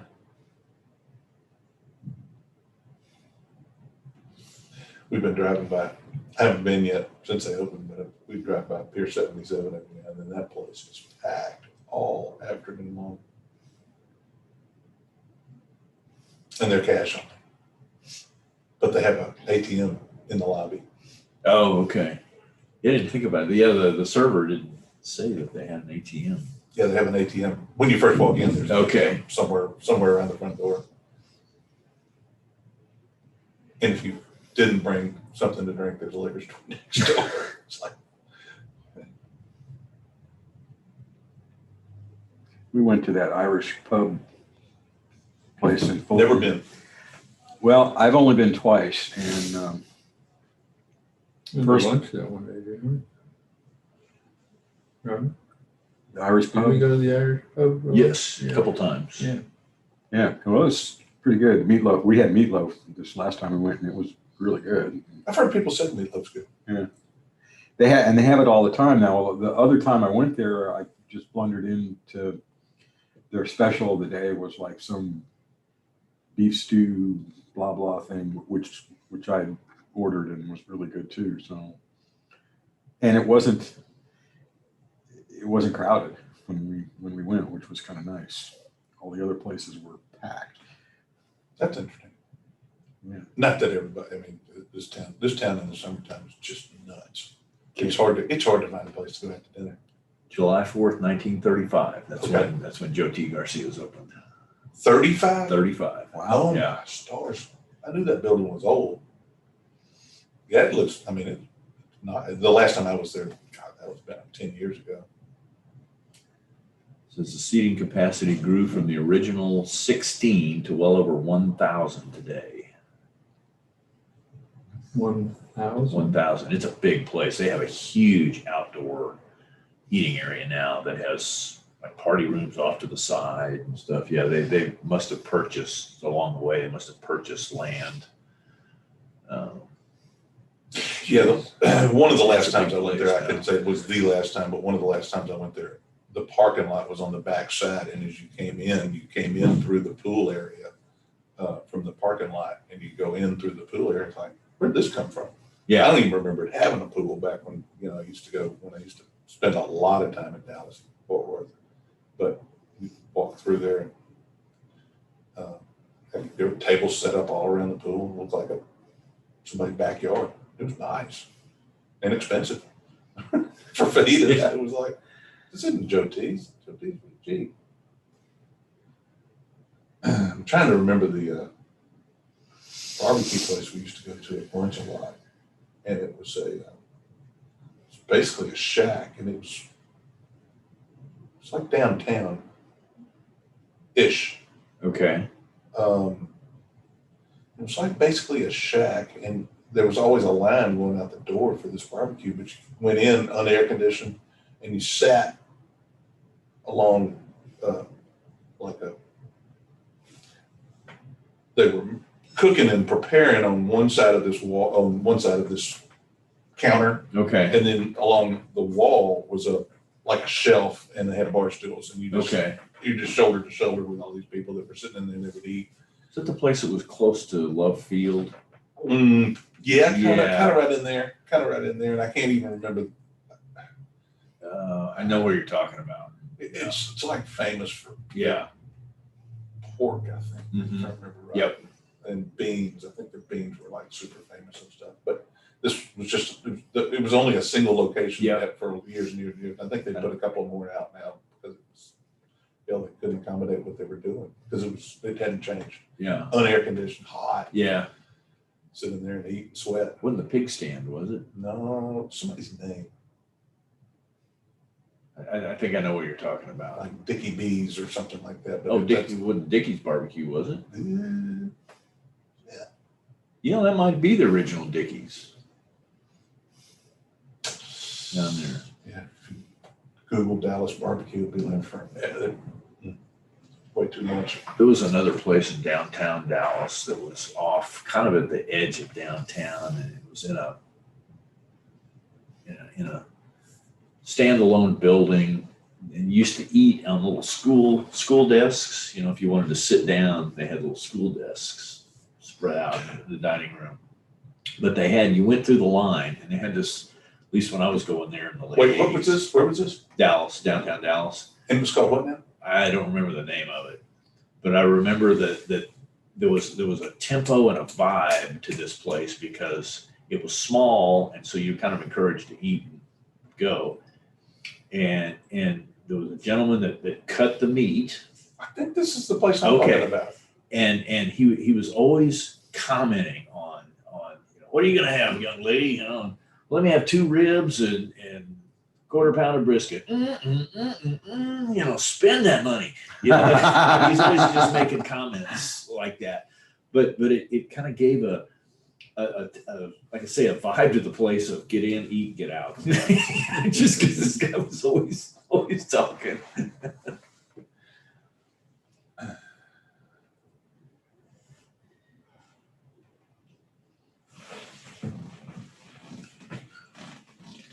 So I didn't see anybody out in the lobby. Time is it? 10 Getting till. close. So, There are only 3 scheduled. Yeah. Yeah, so so how do I get pictometry back if I'm there? I think one of them is kind of interesting. Property should not be taxed in Aransas County, moved office to Southern California. Because I wanted to ask the question about pictometry. A letter? No, the one that we just read, just for you to sign. Well, okay. Is pictometry so mean? I am. I blame it on my mom. I'm the baby. I think That look. Oh, he will be.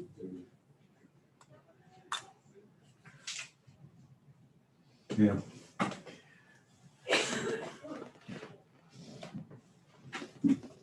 Decided not to Remember? But I had a question because I was trying to change the property account ID Uh-huh. and the keyboard wouldn't pop up.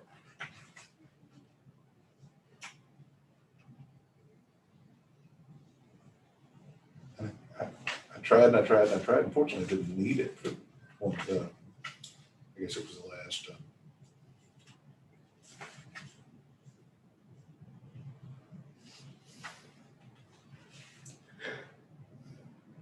Remember me. Did it? Um, Oh, it didn't. Critical error has occurred. Huh, that happened to me yesterday. I was trying to get, actually trying to set it up on another Kindle at home. Connect Explorer. Check your web browser. Yeah. Okay. All right, now I think I'm in a different place, but I have to type all that crap back in again. I have to make sure it's not uppercase anywhere.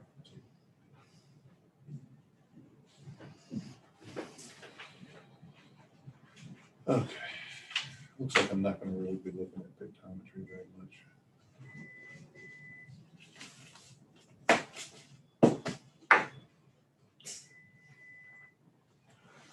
How hard is it to put .com or gmail.com?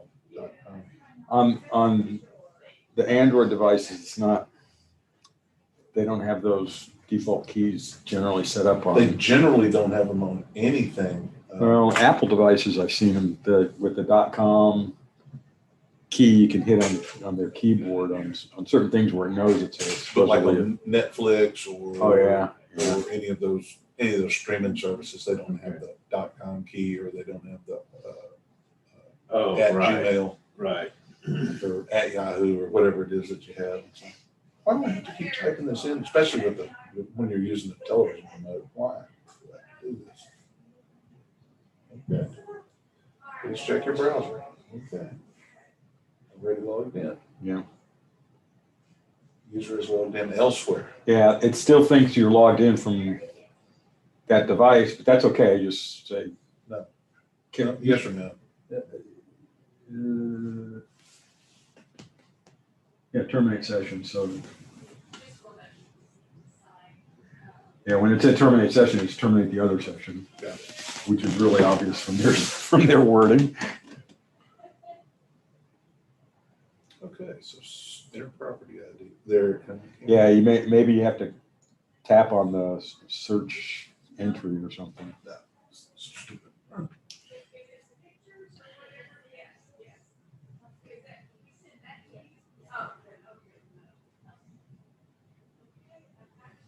So now that I have a login and an ID for EagleView, I can go home and look for fishing spots on pictometry. You think they'll show up? Heck yeah, I looked at several of them. I don't know how far out it goes, but we looked at Lydia Ann Lighthouse. That's way the heck out there. It wasn't very clear because I would guess that a lot of those satellite photos probably don't want to show where the jetties are and stuff like that for terrorism reasons and that kind of Scott thing. was saying that there's a difference in resolution between the city and the county.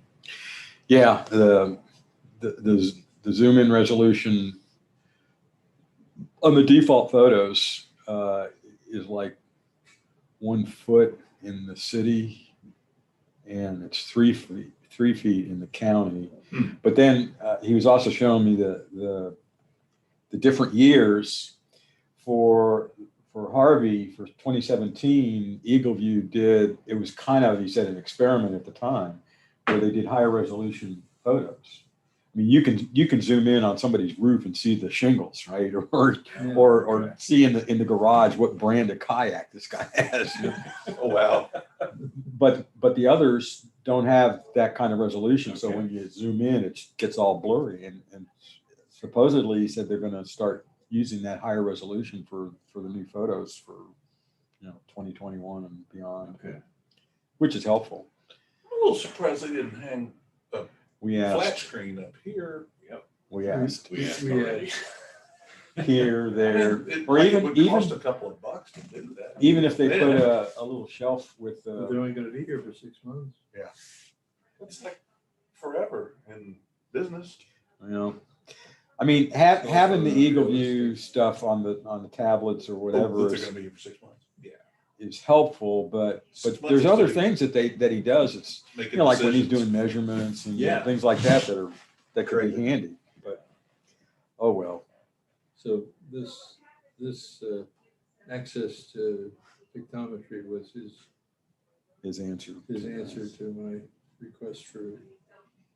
Just hanging a $30 flat screen from Castaways and just hang the flat screen up and connect it to something. I mean, Let's help them get a contribution in the bowl and I'll go buy it. yeah. And if you want a projector, I mean, I got a projector they It's a can little use. bright in here for a projector. I mean, even with the lights turned off, that the outside, it would be a little tough to see on the projector. But I got a projector that's pretty damn bright. well, yeah, if you've got the Plus, from this Lumens. distance, just going across the room is probably not as big. You can maintain a lot of. 6 months. Yeah. Will anybody taking bets on that? Of course, we won't be here for 6 months. That'll be fine. No. You don't think so? You think we'll still be doing cases in 6 months? I don't know. And the last understanding was we had about 6 weeks more. Really? And that was what, We'll be going through August then, all the way through August. well, the folders out there only go through August 12th. Oh, okay. The folders on the table. Oh, okay.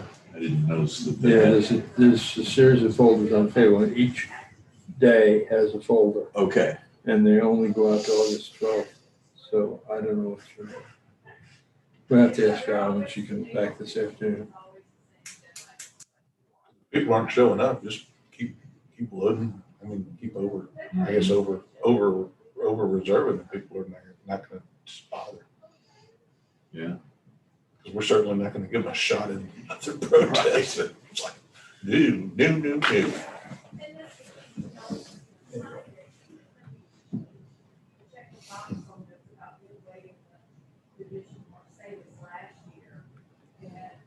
It's now 10 o'clock. Yep. 15 minutes. 15 minutes. Philip, do this. Got it. You gonna look? Start the clock. Uh-huh. Yeah, there's a couple people waiting. Are there? Really? They're sitting down, but they could be waiting to talk to one of the appraisers too. Almost. I was noticing one of the hitches, Cool off. that they- trailer hitches that they have for the buildings. Okay. The one in the middle still has the jack stand on it. Okay. I think we could have a little fun with that. Just jack up the middle part of the building. Put your pen on the table and roll off. Coffee cup slides down the table.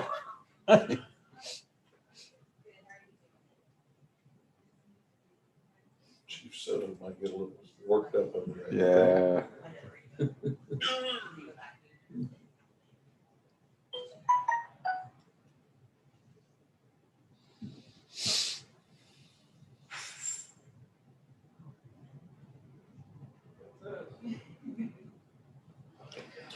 So I hadn't read definitively whether Biles is going to bow out of the rest of the competition. I got hints that she was not going to compete at all again in this Olympics. And I paid zero attention to the Olympics. I did watch the 1,500 meter women's swimming. I think it was just Last night. I think it was just a freestyle. No. This was a couple of days ago. Oh, that was probably Sitting at the bar disqualifying. drinking a fuzzy drink. They had the finals last night, and I see. and Ledecky, who of all of her races, that's the one that's the most interesting to watch for her, because in the Olympic trials and stuff, she was like 15 seconds ahead of the next person and so on. Who was that? Katie Ledecky. Ledecky. Yeah. Okay.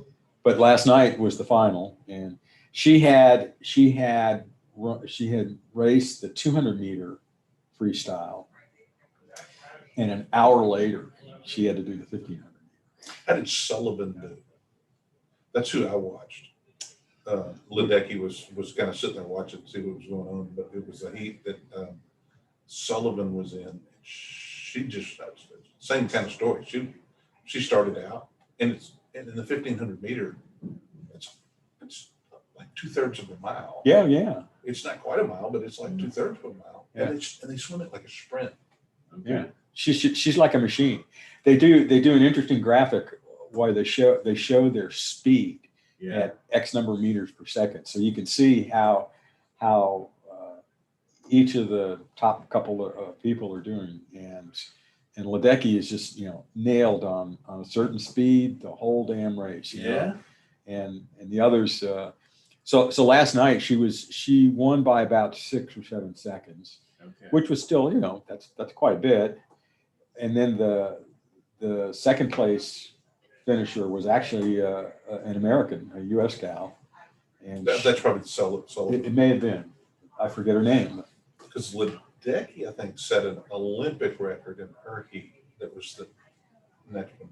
One of them had an Olympic record. It's getting harder and harder to make records. Yeah, because you got Because world they said- records and Olympic records and blah, blah. Yeah, you're right. But it's getting harder and harder because they've been doing this for so long, and getting and improving. At some point, it's hard to improve on what you're doing. I mean, because it's just arms and legs. That's all you can do. Oh, there are drugs. Well, Yeah, the Russians have that down. Yeah. So they did a piece on Ledecky last night where they showed she started, I think, like at age 6. Okay. And her parents took her, to different meets, and she was swimming like 1,000 meters. She started off 1,000 meters a day, and then it kept increasing to where it was like 30,000. for Mr. and Mrs. Johnston, they have 2 cases. We have 1284 and 1285. Okay. 10 o'clock. And they are in person, yes, sir. And I So will they go totaled and up the miles. Yeah. And get ready. 21,000 miles. Gosh. Wow. And they put it on the map and showed her, going Yeah. from New York across down around the south part of Africa, and then over to Australia, around Australia, and back over to Tokyo. I mean, it's phenomenal. My son-in-law was bummed last year that he did not make 5,000 miles on his bicycle because he got COVID kind of late in the year, and he didn't ride much in November, December. He only made like 4,300 miles on his bike last year. He's quite the rider. So does he like compete or race or something? Or? No, he works for Trek, and he leads rides. And he's just always enjoyed tinkering with bicycles, doing that for a living now. Huh. Hi. Good morning. How are you guys? Morning. Welcome to our little cozy room. Well, it's a nice little building. Thank you. Yes, ma'am.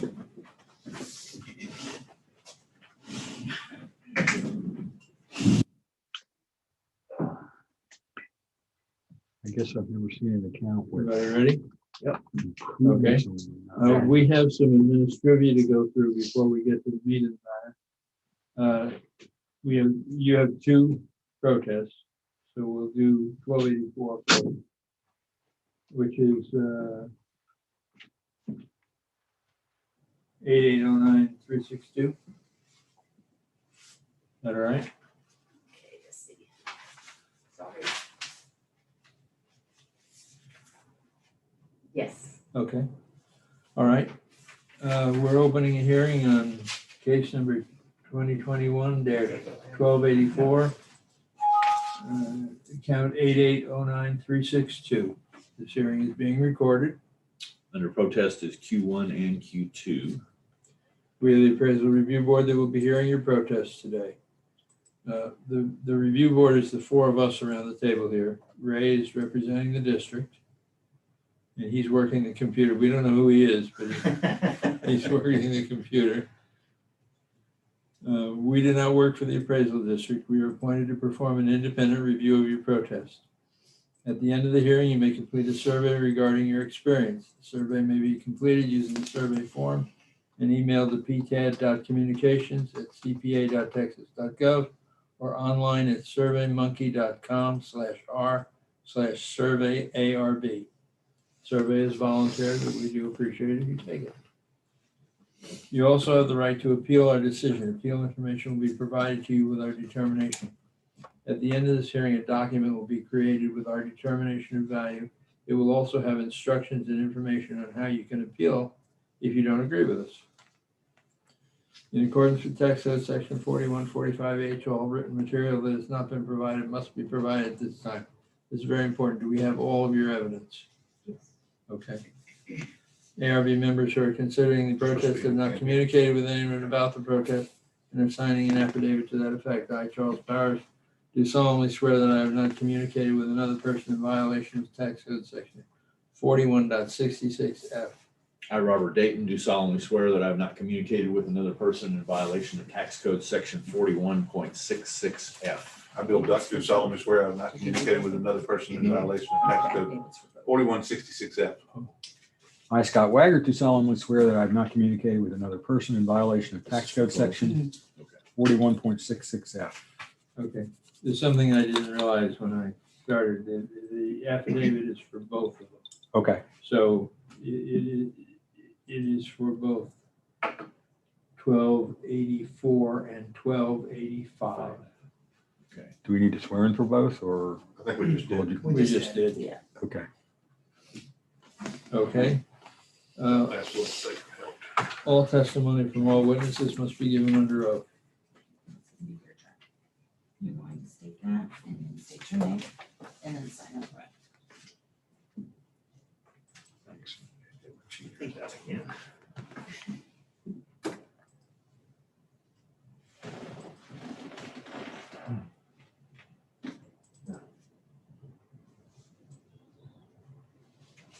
You just read the statement aloud. Oh, okay. I do solemnly swear to affirm that the testimony I shall present to the appraisal district board for the Aransas County District is true and correct. State your name, please. Mary Johnston, And could you thank you. could you state the two cases that 1285 and 1284. 1284 and 1285. Thank you. Okay. I forgot that the first You want time. us to do that? Okay. Yes. I do solemnly swear or affirm that the testimony I shall present to the appraisal review board for the Aransas County Appraisal District is true and correct. For 1184, 1284. I'm sorry, 1284 and 1285. And your State your name is? And my name is William Johnston. I, Ray Presley, do solemnly swear or affirm the testimony I shall present to the appraisal review board for the Aransas County Appraisal District is true and correct for cases 1284 and 1285. I am obligated to ask if either of you hold an appraiser's license in the state of Texas. No. No, there is a document that is in that Mylar cover right there In the folder. that shows how we're going to manage the hearing. Those are the times for each element of the hearing. And you get to choose who goes first, whether the district or you, Well, go ahead. The Okay. district. right? Which account are we doing first? 1284 8809 362. All right, so in this account, on your protest form, you guys put your opinion of value is 35,000. You mind putting that? Right. You okay with that number? Is that number still valid? Yes. This place, Let me interrupt real quick. Are we talking about the land or the house? mobile home only. Okay. So we noticed you at 41,000. Right. And it's not for sale, No. and you went 35? Yes. Okay with that. Okay. Because I had a question, Oh. I'm sorry. You gotta wait. Oh, I'm sorry. Go ahead. Okay. You're done? Okay. Okay, the reason I was asking is because there's an effective year built adjustment and we have nothing, they haven't taken anything off of that. And I noticed on all the other mobile homes that they have done an adjustment. We haven't changed your effective age. The adjustment's done in there because it's comparing. Okay, That's why it's doing an adjustment. It's comparing this, this account is at this age, and then when it compares you to someone else, if that account is better, it removes value. If that account is worse, it adds value. okay, That's how it does a comparison. okay. I'm just That's why wondering because we didn't know, 35,000 is okay with me. Okay, fine, that's great. Okay. Appreciate that. Okay, so I'm gonna make a motion then on case ID 2021-1284, account number 8809362. When considering Q1 incorrect appraised market value and Q2 appraisal ratio exceeds the median level of appraisal or the equity value, I move that we lower the 2021 assessed value from $41,290 to $35,000 even. I second. All in favor? Aye. Okay. Case is closed. We're opening a hearing on case 2021-1285, account 18350. Same question. Who goes first? Okay, I'll go first. We just had a question as to, it went from 34,200, 220 to 39,900. That's a $5,000 adjustment. Or the sale price, I'm sorry, 34,220. So is there a reason, why is there the market value? This is the house. No, this is the bank. That's the land.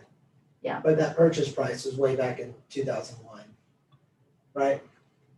Yes, that's when we Yes, bought the yes. property. So that number's not really important anymore. Okay, we were It's just, 20 years and that's the ago. only thing we were questioning. We raised the Yeah. land value of it. Right, That's what we did. okay, and that's understandable. We know land's going up and that's what we wanted to find out. We just had the question, Yeah, that's and it. so, okay.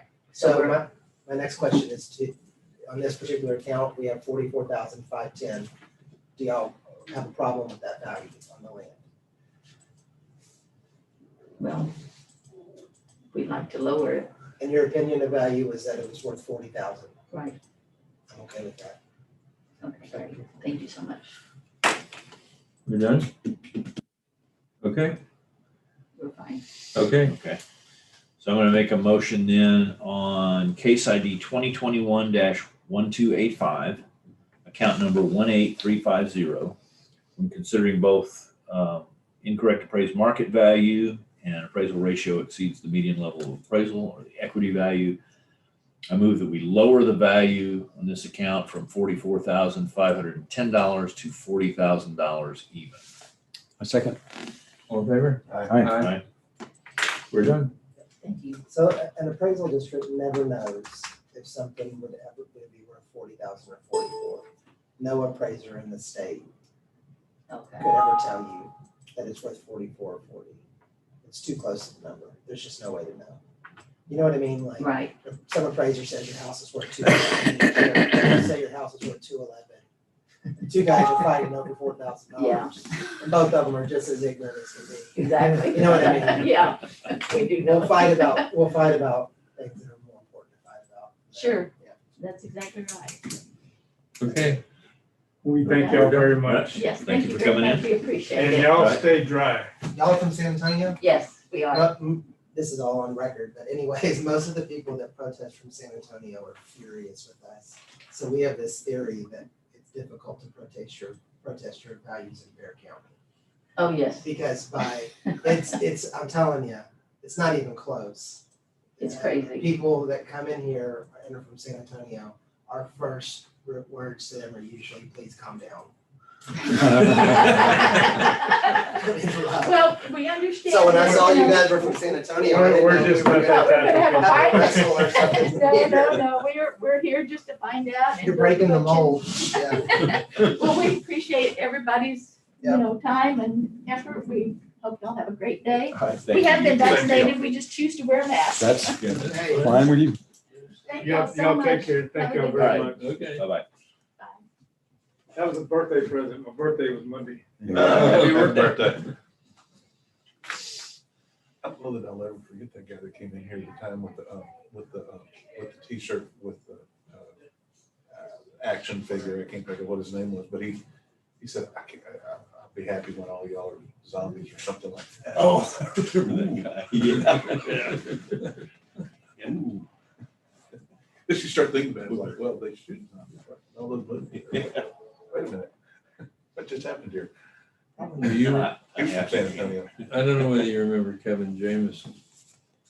Kevin Jameson was the chief appraiser before Soto. And I was on the board. I wasn't the chairman, I was just a board member.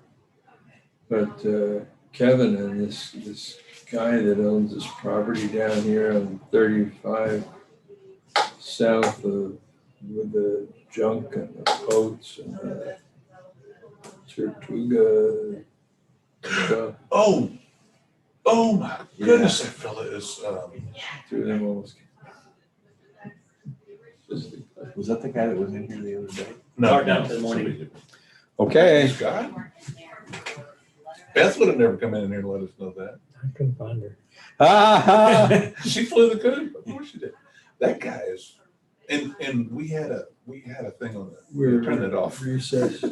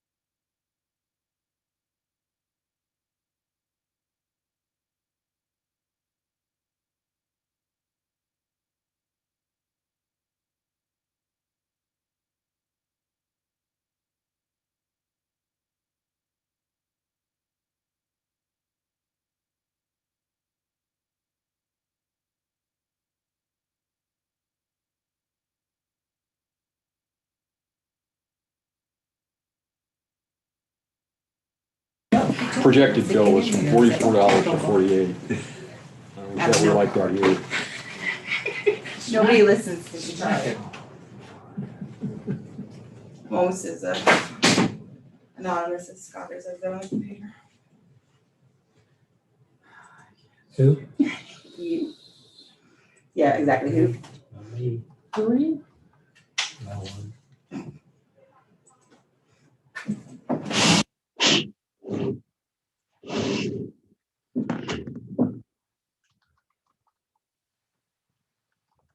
Are you looking at the evidence It that you just, submitted? Is it just- 21 pages? it just came up. Let's see. Oh, sorry, I thought it. Yes, Yeah, I'd say that's about right. And most of those 21 pages I'm not going to use. Some of them are just supporting data.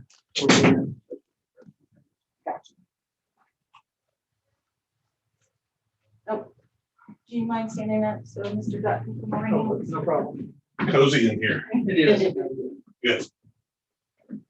but it's dry.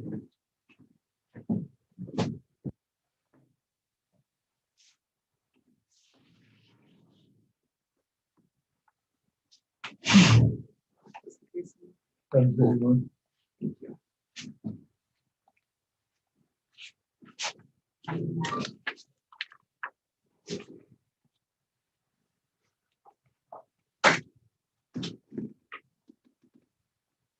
Eleven 31. Say it again. 11:31. Page 6, top of page 6. So the top one is mine, right? The second one is. Yeah, taxpayer was you and then the editors.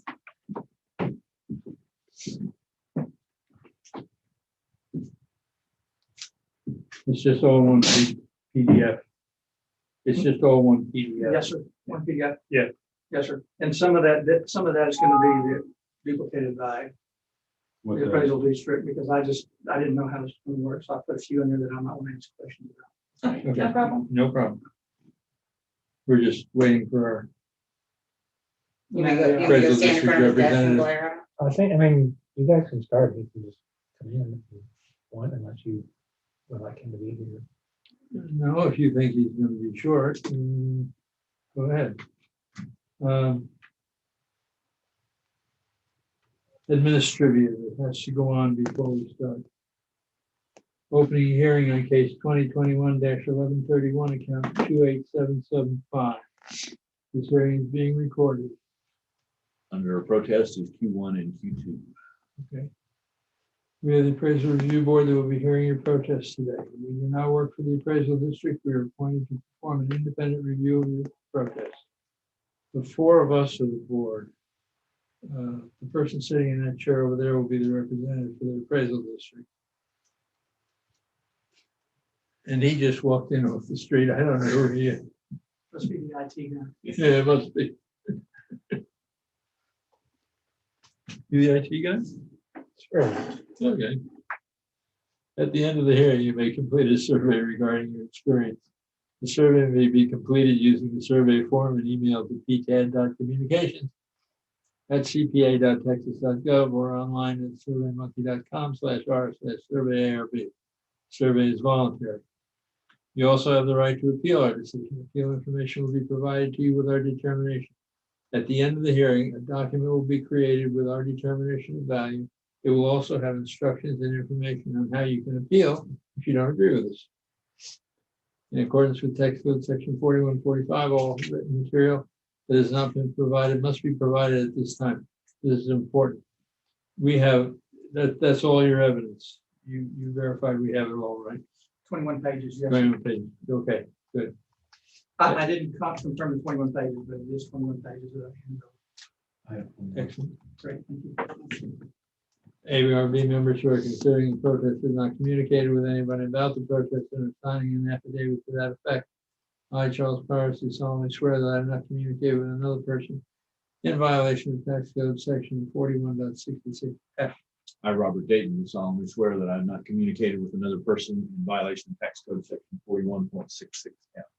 I, Bill Duck, do solemnly swear that I have not communicated with another person in violation of tax code 41.66.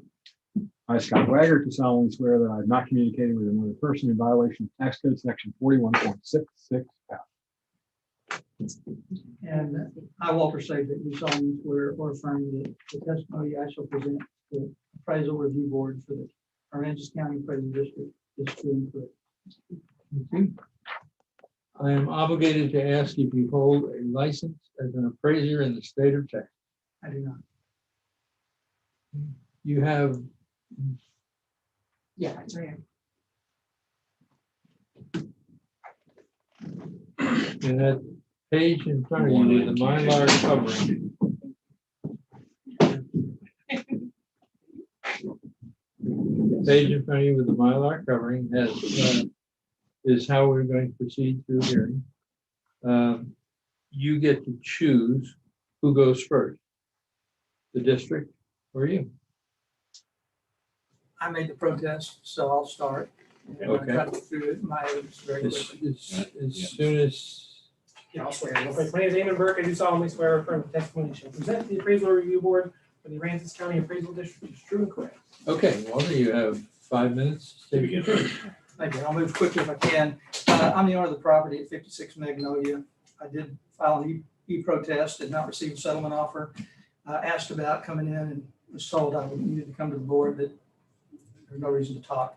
I'm protesting for both Q1 and Q2 property value over market, property value, unequal market value.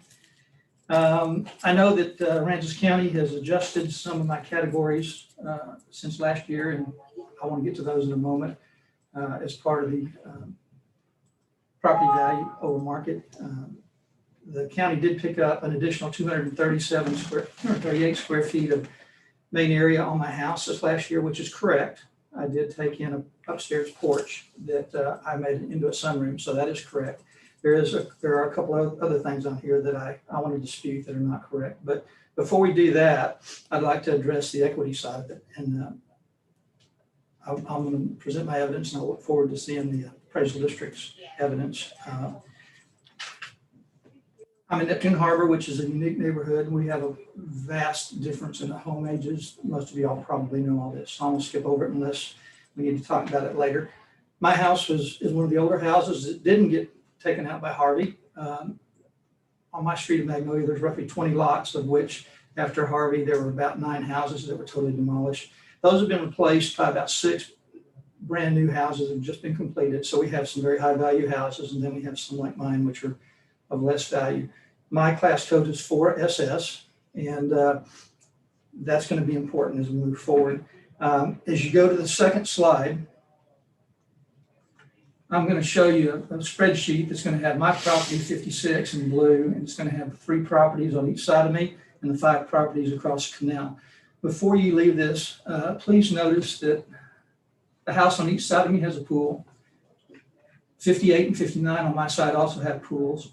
You'll also notice that a number of them have large decks on the back. You'll notice that most of them have boat lifts. 55 has a boat lift. 59 has a boat lift. Across from me, there's a number of boat lifts. Actually, number 36, it's across from me on Front Street, has a boat house and a lift. So you'll see if you look at my house, it's one of the smaller ones. It does not have any additional improvements other than the house itself, a small dock. But other than that, you'll see that. I mention that because when you go to the next slide, you'll see a spreadsheet that has information that I pulled off the appraisal district website.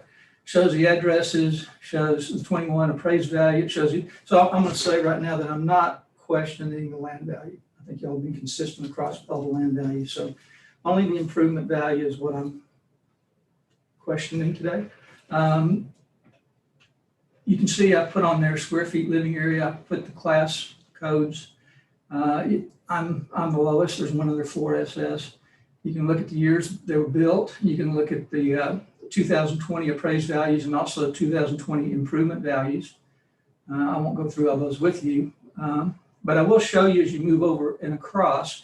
You can look at them, and I don't know the algorithms for how you guys input all the stuff into the computers and how you spit out all the comps, but I've done dollar per square foot estimate or number for each of these houses.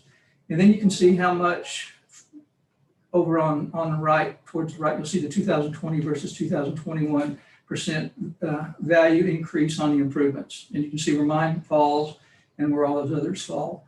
The one that's 0 was actually an protest that was done this year where the district dropped his value back down to last year's improvement value.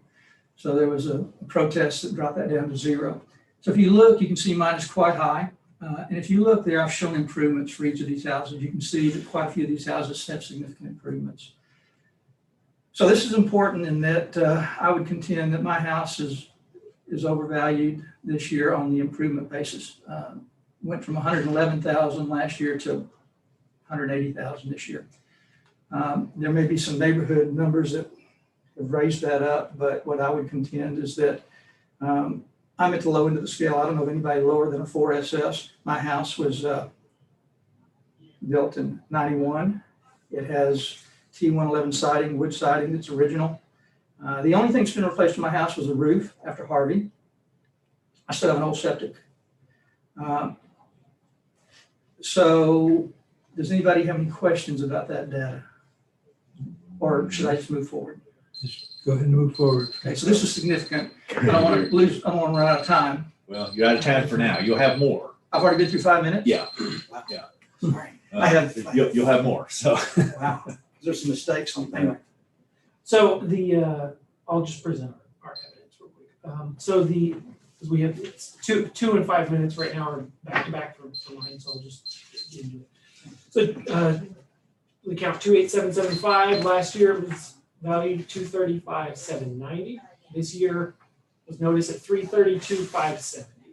The notes said in there say for this year, updated sketch per site visit in Picto, MA larger, CPU to GU, PC and PO down, all not new, and 5 effective years for a new roof.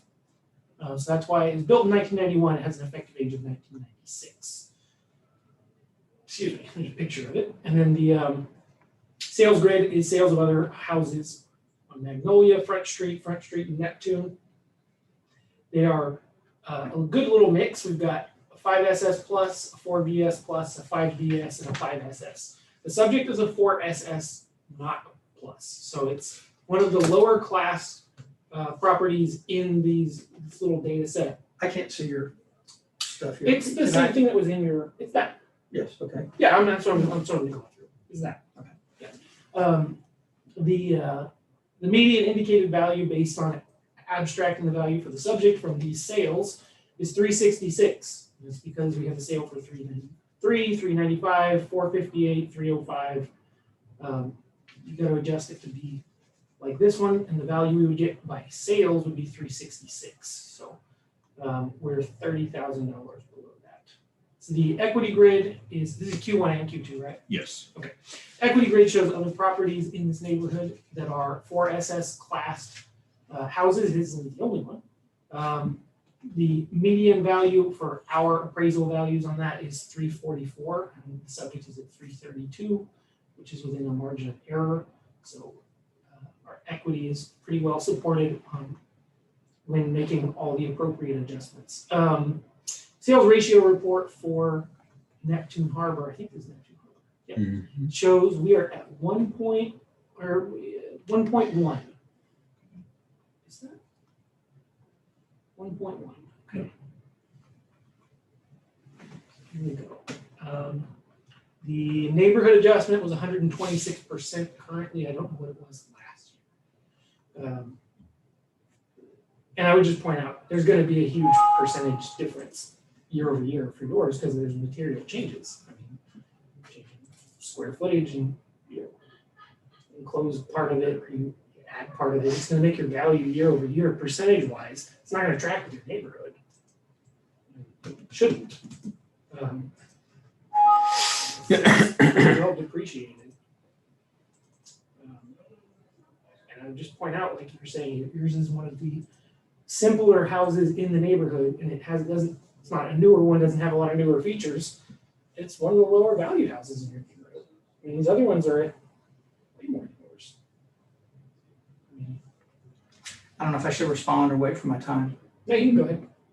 Yeah, so as we look at as I go through your evidence and can we look at the sales comps?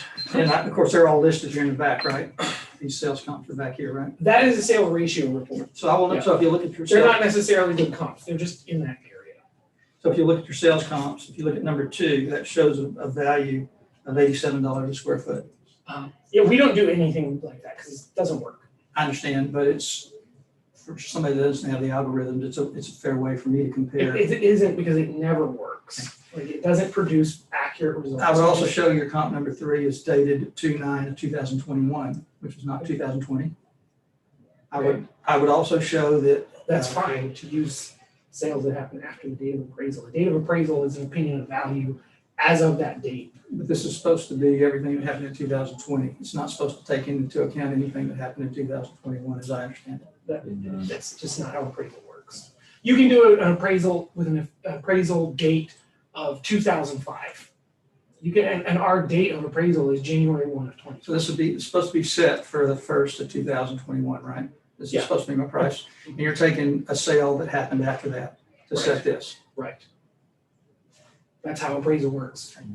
Comp number 4 is 100 feet from the waterfront. Okay. And it's on Neptune, which is not close to my home. And if you'll notice, all of these that you've picked are a class code higher than mine. Right. So what I would contend is that if you go back and look at these sales that took place on your sales report, there are better comps that should be used. So do you think your house is not worth $330,000? I think my house should be priced and valued along with the ones that are around me. So you don't think that it's wrong, you just want it to be lower? I think it's you wrong. actually think your house is not worth $330,000? There's some mistakes on I didn't have a chance to get into the mistakes that are on the measurements. Not the measurements, but on what the classifications are. Okay, so I haven't had a chance to. this is not like a performance review of our ability to be appraisers. You're supposed to be protesting the market value. Do you think that $330,000 is too much? I do not. Okay. I don't either. But everybody around me is valued lower than that. They're not. So whenever I have my chance, so I'd like to go through some of these. You still got. I mean, I'm just saying they aren't. We still got about a minute of Amon's 7 minutes, so. Okay. So we have a brand new house that shows up here. Okay, hang on. I'm gonna. Damon, are you done? Yeah. You done? That's fine. Okay, so now you have 2 minutes for cross-examination, 2 minutes for rebuttals. I'll give you 4 minutes, I'm sure. Yeah, so I believe my house should be valued less than 331, and I'll tell you why. But I can't. But can we stop the clock and I can get my exhibits up so I can talk Sure. to them? All right. I don't know how to get them up. I'm looking at a screen. Just trying to get me to my exhibits. It would be helpful. Sorry. I'm not good.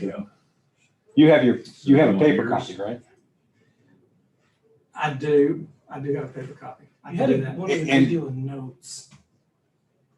I mean, if you want to work from your paper copy, that's fine, because we can reference and follow along with I'm you. here. Okay. I'll get you. Thank you so much. Sure. Let me just run over here real quick and show you. So if you look at the descriptions under, they did pick up the 238 square feet and added it to my main area and increased it from 1360 to 1598. I'm in agreement with that. They converted my carport to a garage and increased the value to $26 a square foot, up from little or nothing. If you go to the following screen, you're going to see my carport. That is a carport and not a garage. After I did have some extra money, so I did put some garage doors on them, but I keep them open. I close them if I'm going to be gone for a few days. But you can see that has T111 siding. It has exterior doors. That 720 square feet right there has been classified at $26 a square foot, I believe. Is that correct? And that is not. It should be. That is a mistake. Should be for 30 years. It's been classified as a carport, and this year they changed it to a garage. I think that's incorrect. Also, when I closed in the 238 square feet upstairs, that was a covered porch. That 238 square feet of covered porch is still on there. It should not be on there. So we've got problems here, which will bring the value down. But then I do want to go back to that. If you go to, I don't want to go too fast, but I want you guys to see what's going on and digest that. I'm running out of time here. I've had plans there. As you can see, I only have a 2-bedroom instead of a three bedroom, which it shows, mine shows as a 3-bedroom. If you go to the very last slide, you're going to see that there was a protest recently at 41 Front Street where the appraisal district lowered the improvements significantly from 251,000 down to 186,000. So we're seeing protests in the area being significantly decreased. So if you take and my 111 value last year and you add the $10,000 or $12,000 in for the square footage that I closed in, that gets you up to 125,000. If you correct the carport issue and you correct 238 square feet of covered porch that I've now closed in, which shouldn't be on there, that's going to correct that back down. Now, we have two things going on here. We have that brings the value down, but we also have a protest that recently took place that significantly lowered at 41 Front, significantly lowered improvement value on that house. That house has a boat ramp cut into it. It actually comes, the house has a boat ramp on it. And so when you do the comparisons, it doesn't work. You look at my house, I do not have a boat lift. There are houses that have elevators on each side of me. There are houses that have boat lifts. You can go back and look at my original spreadsheet that shows all the improvements. And it shows that all these houses are valued with more improvements than mine. I know it's a simplistic way to look at it, but on a dollar per square foot basis, for houses that have significantly more improvements than mine, that have class codes significantly better than mine, that are significantly newer than mine, that are valued in the 36 Front is valued at $75 a square foot. And it has a boathouse and a lift. It's less per foot, but it's more. Their value is still higher. So it's not like their house is worth less. So I'm presenting evidence that's, with specific numbers. And because if you present all the numbers, your evidence doesn't work. That's what I'm saying. The whole thing is like, is this house overvalued? And it isn't. It's not even out of line with the neighborhood. The nicer houses are more, the worse houses are less. I present my evidence. The evidence is such. Let him finish his evidence. I'm just saying, if we made the kind of changes you're talking about, our values would never work. Okay. They would never be right. So we need to first correct the problems with my improvements. Yeah, if there really is a segment on there that shouldn't be, like a PC or a PO that's not there. And we need to change the garage $26 a square foot to carport. I don't agree with you on that. Like the reason it was changed was you're not doing a speed run of an appraisal on this house. Okay? Like the reason it was changed was because the appraiser saw it and was like, 2 minutes. This is not labeled right. Who has 2 minutes? He does. Like you can't both say you don't understand what we're doing and that we're doing it wrong. It doesn't work. It's been a carport since the day it was built. This year you changed it from a carport to a garage because I was going to put metal fencing in and my neighborhood wouldn't let me do it. If I put metal fencing in across those openings, would that have changed it from a carport to something else? I don't know. It's just a label. These are ends to a means. These are means to an end. What's the The end difference in is value? this number. What's the difference in value from a garage to a carport? The garage is going to be worth more. To the tune of $10 to $15 per square foot, times 750 square foot. That was a significant change this year. That's not correct. If you look at my pictures, you'll see it's a carport. But you said to $10 to $15 per square foot. In what neighborhood? In this neighborhood, On what like size? I went to building? 41. Contributory to what house? I went to 41 Front and looked at the value you put on his carport compared to.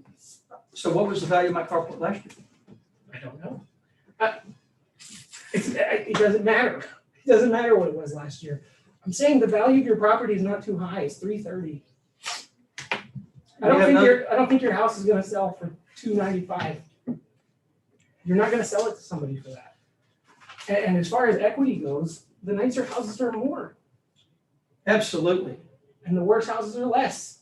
I'm a 4SS, and everything you've shown has been higher than, everything has been 5 or 6. And if you look at, there's a comp here that's 50, there's a comp on 66 Magnolia. It was sold in June of last year, and it's showing a $270,000 sales price with 2,780 square feet. Okay, so what do you think your house is worth? So you think it's worth 332,000? It's worth more than that, but go ahead. I know it's worth more than that. So I tried. Okay, so we're gonna go to closing. I'm just curious, what number are you really? You went first, so you got 1 minute for closing for one. Any final thoughts you want to tell us? Yes, I think my land is fine. I think my house should be increased from 111,000 last year to around 125,000 this year. And I'll tell you why. 1,598 square feet at $80 a square feet, which is in line with what I've shown you on my data. That gives you $127,840. That's one way to look at it. Another way to look at it is you adjust my 2020 value from 111 and you add 238 square feet. Now keep in mind, you gotta look at the difference between the fact that it was covered and the fact now it's one area. So the difference is about $50 a square foot. So adding $50 a square foot for 238, that's about $10,000. So that gets you up to about 130,000. That's another way to look at that. That falls in line with 127.8 at $80 a square foot. So that's a second way to look at it. The third way to look at it is to take the 180,000 that he's claiming it is this year, take out the carport, make it a carport like it should be, and you, instead of using $26 a square foot, use what's appropriate, which is around $10 a square foot, reduce the value there, and then reduce me by the same that you reduced the protest at 41, and that gets you down to 126,000. So I'm triangulating this into the $125,000 range, and I have different ways I'm looking at this. Okay. And it's higher than what last year's price was. I agree, but it's not 180,000. Not with these mistakes. Okay. Eamon, you got a minute if you need it. Yeah, another way to look at it is whether or not the value is too high. And it's not. You haven't talked about what these things actually sell for. Like, I don't know what happened at 41 Front Street. I don't know what their protest is. I think you're just looking for a way to make your number go down. But your house is worth more than $280,000. I mean, you're on the water. Like, it's just, that's not what life is like in 2021. That's not what home values are doing. And the adjustments you're making that make it seem like they're being unequitable, we have an equity grid that just puts in the property, and sometimes it says we're too high. It says that all the time. I think you're just cherry picking stuff, and you're using your own way to calculate stuff just because you want it to be lower. But fundamentally, your house is not worth $280,000. You will not sell for that. You're using all higher class properties in your comparisons. You're using properties on Neptune, which are on the water. I'm 3 streets off. Anyway, I can. Okay. It's our turn. So this is our time now, right? Yeah. Yeah, Then let me take just a minute. sure. And I understand the different methodologies in people's mind in terms of how they try and compare things. Okay. And if I'll point you to the equity grid data, when two properties appear to be dissimilar, either by a plethora of different things, class codes, this has more square footage, this has a garage, all these types of things. What you'll see in these equity grids, and in the sales grids for that matter as well, is where features, dollar amounts for features are added or subtracted for the various comps, so that at the end of that process, the subject property and the comp are supposedly equal, all right? So if somebody's got more square footage, then dollars are taken out. If something has a feature like a dock, and you don't, then something is taken out, okay? So at the end of the day, the comparisons are intended to be equal, subject to comp. Now, if there are issues with the property card, I think that's something we can talk about, right? Yeah. And I think Mr. Sajak fully understands the way that they take things in and take things out. Mine is I'm not convinced that that's the case, because when I hear, you say that I'm a 4SS and you're comparing me to 5s or higher, okay, then that kind of, in my mind, on equity or sales comparisons, doesn't recognize the fact that we are taking, comparing a 4SS to a 5FB, there are things that are subtracted, right, to make them equal, okay? Appropriate adjustments. So after that is done, it really doesn't matter what the comp has that you have or don't have. The things are made equal. But I think the bottom line is that Mr. Sajak has a house that was built in 1990-ish, and it's still the same as it was in 1990-ish, but he added a couple of garage doors that. $2,500. Yeah. I mean, that didn't add a ton of value to it. And then but he that enclosed goes from a upstairs. carport into a garage. So did you notice the opening on that picture? I still have a 4-foot opening I don't have it all closed in. If you look at those pictures, you're gonna see a 4-foot opening on the side. Right, that's the And one at with the the back, iron. and at the back gate. on the water. So it's not, But it's got an not, iron gate on it. it's not a garage. It's not open. So Value of the property. I see his point. I see his point to a certain degree. I mean, has it gone up? Yeah, quite a bit, just because everything has. Why didn't 36 front, and why didn't y'all include that in the, I don't even know which one 36 front is. it's right across the street. You use ones by the water. You should look at it.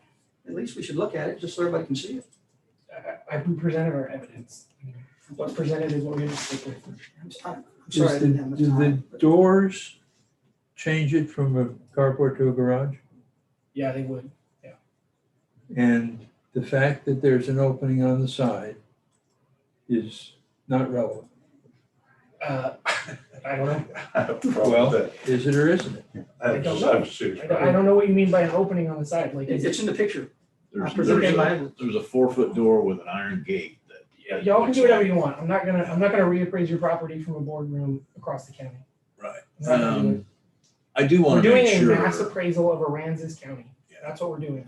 I do want to make sure that the property card is right, though, for the enclosed space. Yes. Whatever was there before needs to come out. If you're adding it back as Scott, part of have you MA. checked to see if there's segments on the property card that don't match with what's on picto or anything? The upstairs was 8 by 34 that I enclosed. And I made it a sunroom. And it's not part of my, I had, it didn't. Is it glass or screen or what? It's got wood with some windows on it. Is it And, air conditioned space? I didn't have any additional Okay, air conditioning. can we try and focus on one thing at a time? So let's talk about the bottom stuff first. Can we do that? Okay, Sure. so everything, we've checked, everything that's on the drawing is the way it is. The drawing is accurate to the way the house is currently.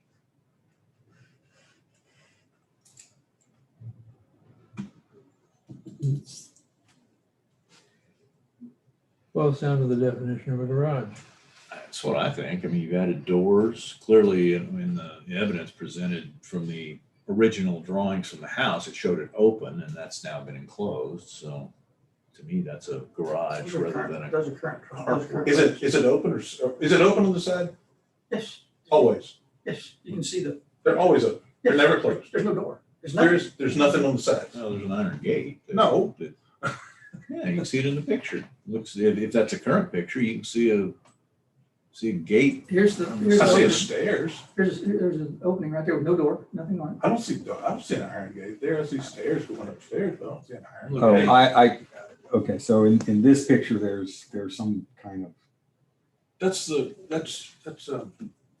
conduit, electrical conduit. no, this square thing here is. It doesn't go all the way up to the top. I don't It's not a disagree. door. That's It's not a what door. Robert is alluding to when he says Yeah. iron gate, okay? And I don't disagree that it's, I don't know what it is. Could What you is that? explain what that is? If I want to leave, you can see that piece at the bottom. I can move that away and I can swing that around and lean it up against to keep animals out. I see. But there's no door there. There's no door. It's nothing. Right. It's open to the elements. A garage would not be open to the elements permanently. And there is a garage kind of door at the front of it, but the back side is open. Is that a correct statement? No, there's a garage. No, door that's a in the garage back. door there too. I can, if I unplug the garage doors and don't ever put them down, is it a carport? That's not worth $26 a square foot, which is what they have that valued at. That's the bottom line. You can classify it whatever you want. That's the point. It's not correct.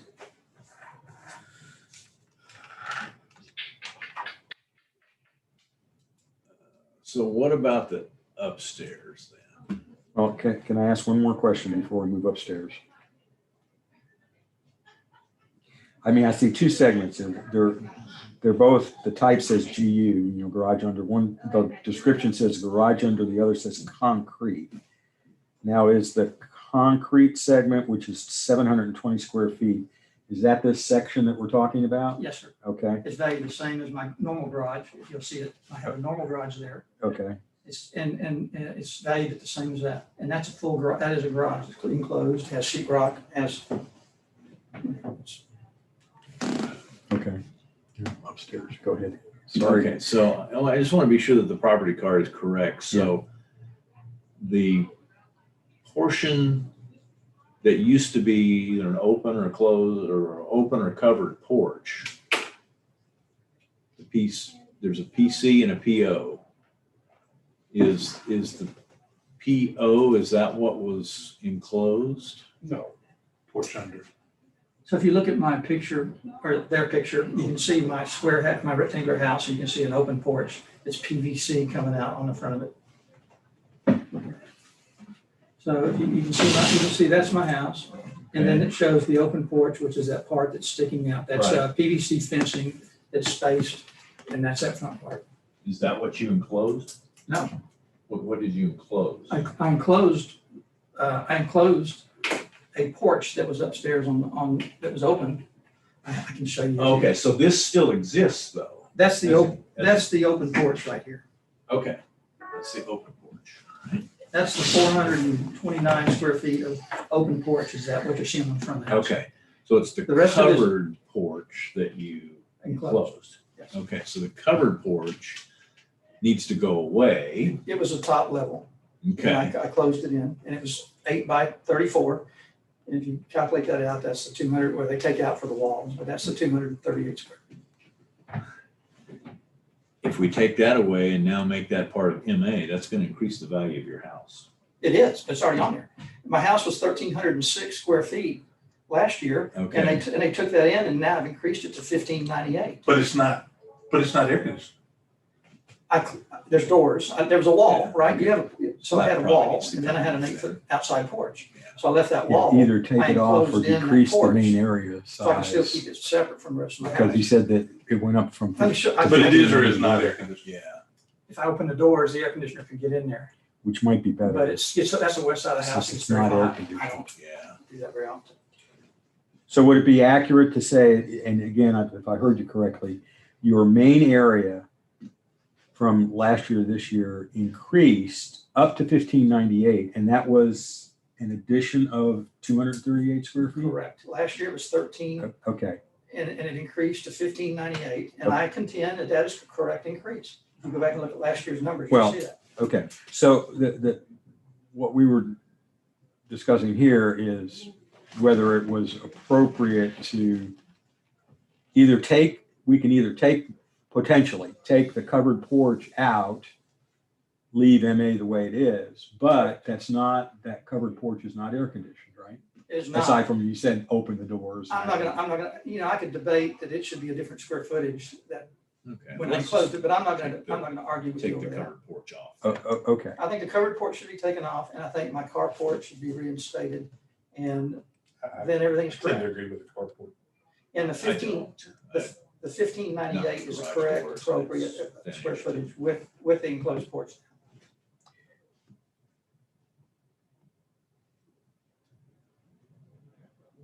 So Scott, I don't want to speak. Charlie, you want to, do we want him to go ahead and take the covered porch off? Right. Okay. How much is the covered porch contributing? 3,600 plus the neighborhood Oh, yeah, adjustment. no, but what's the value?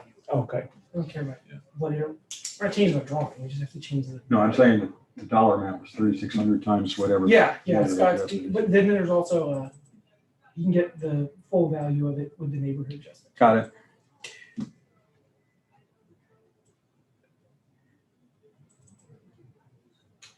Covered porch is 3650, and there's a neighborhood adjustment on it.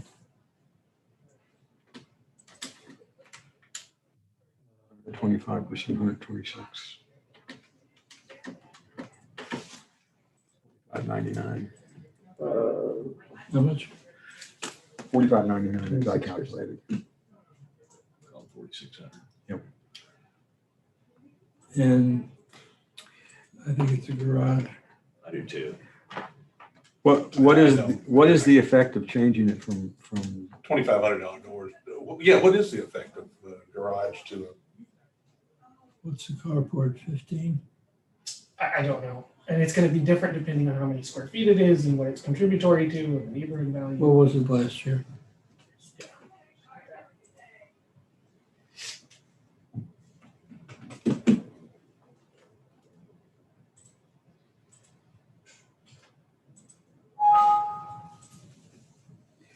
CPU?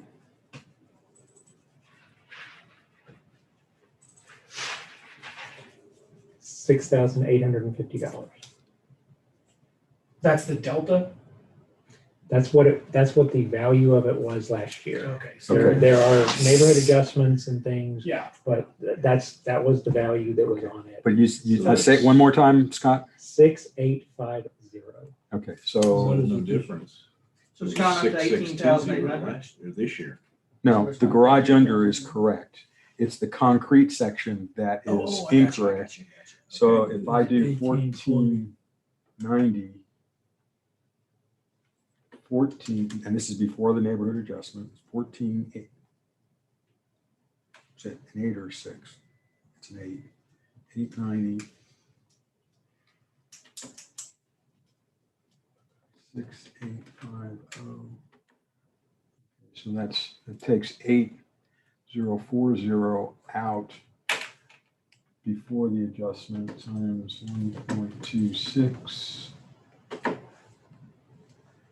takes 10,000. Takes 10,000 out. 10,130. So 700 square feet, 720 square feet this year is valued at 18,800 versus 6,000 last year, because I put on $2,000 of garage door. So, right. I personally think that stays. And I'm sorry, last year that was in there as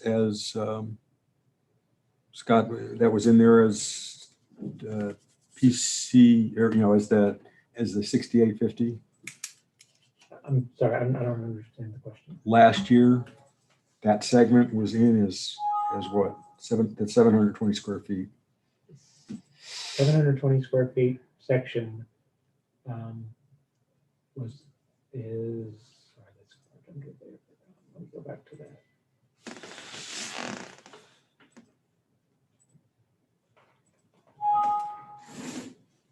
It's almost a little bit of a disadvantage not to have this up on the wall. Yeah. So you can see it. That's the problem. It is. And for 30 years, it's been a CP carport since it was built. When did you add the? Garage doors after Harvey, when I put the roof on, I just Okay, had a so- little extra money and I just.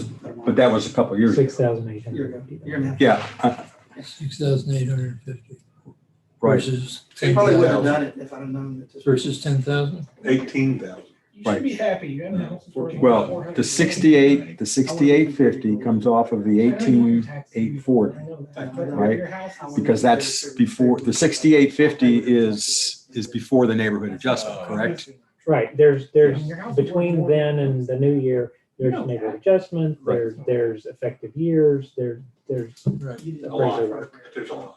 You gotta address Well, the fact that I'm not wrong. But the effective years Your house is didn't worth more. change on that segment, I You don't make it believe, face, but it is.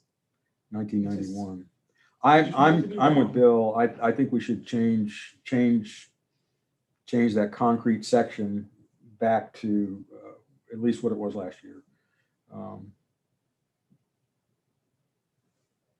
And that takes, in my calculation, 10,130 off. Those kinds of arguments over time, it ends up wrecking the neighborhood.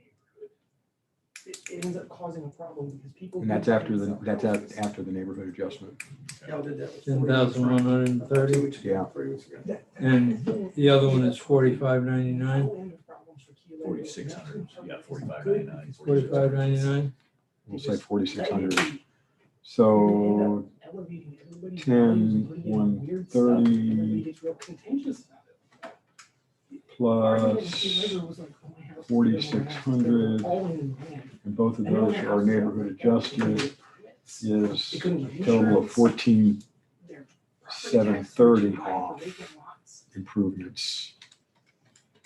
It doesn't actually help. 14 what? 730. Yeah.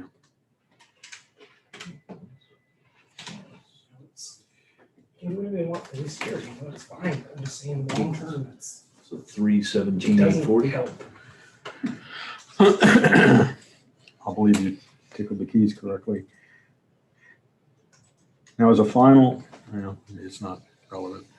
I was going to say we could take a look at 41. You should look at 41 because it was protested and it's significant a couple weeks ago. We need to wrap this up. Okay.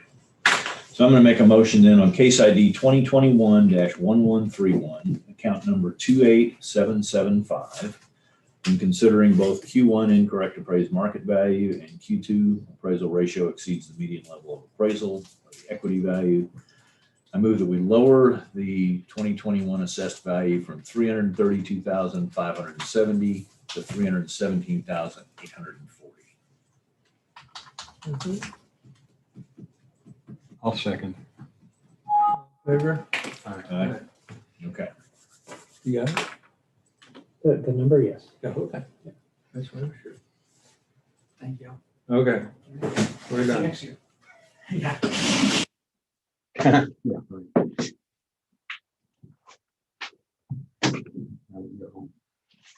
That it? I don't know. Maybe. Beth is still out there, so who knows what's going to happen. I just had too much stuff to say, I'm sorry, guys. No, don't worry. What we do. Next time, talk faster.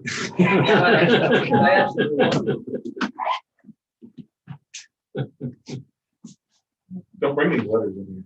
Thank you all. Oh, we had. Oh, uh-oh. Thank you, sir. Next one's gonna be a phone call.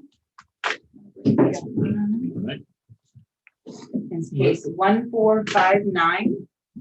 Same thing. Did you say 1549? 1459. ER 549. Yes. I have to say that y'all kind of like pulled the Band-Aid off of. I don't have my little script here anymore, and I had to do this from memory. I was gonna say, I'm very proud. That was pretty tricky. Yeah. Huh? Nobody else is complaining. But there is a trick. It's on the affidavit if you really read it. Thank you, Robert. Thank you. Thank you. I don't know. I'm very proud of y'all. Although I'm kind of missing one. No, that's okay. Well, I actually looked to see there was more than one This copy. thing would have gone a lot faster if there'd been this thing. That's the easy thing. There you go. Oh, you got one. We made extra one in case they walked off with it. Nylon and everything. I like the way, you ought to put like a hole with a chain through the table. Like the bend Walk of the off bank. with it. Like a Yeah. wallet. Like a wallet. Can we appeal our request to Mike? Because I still, I don't care how long we're going to be here, but it's, yeah. And it's not just It's not picked up. handy, it's a discipline. Well, just with the whole putting in the disc. No, no. That would have been good. That's one aspect, but there's other things than picked up. Okay, this solved the thing putting on the picked up stuff on the tablets was helpful, was semi-helpful, right?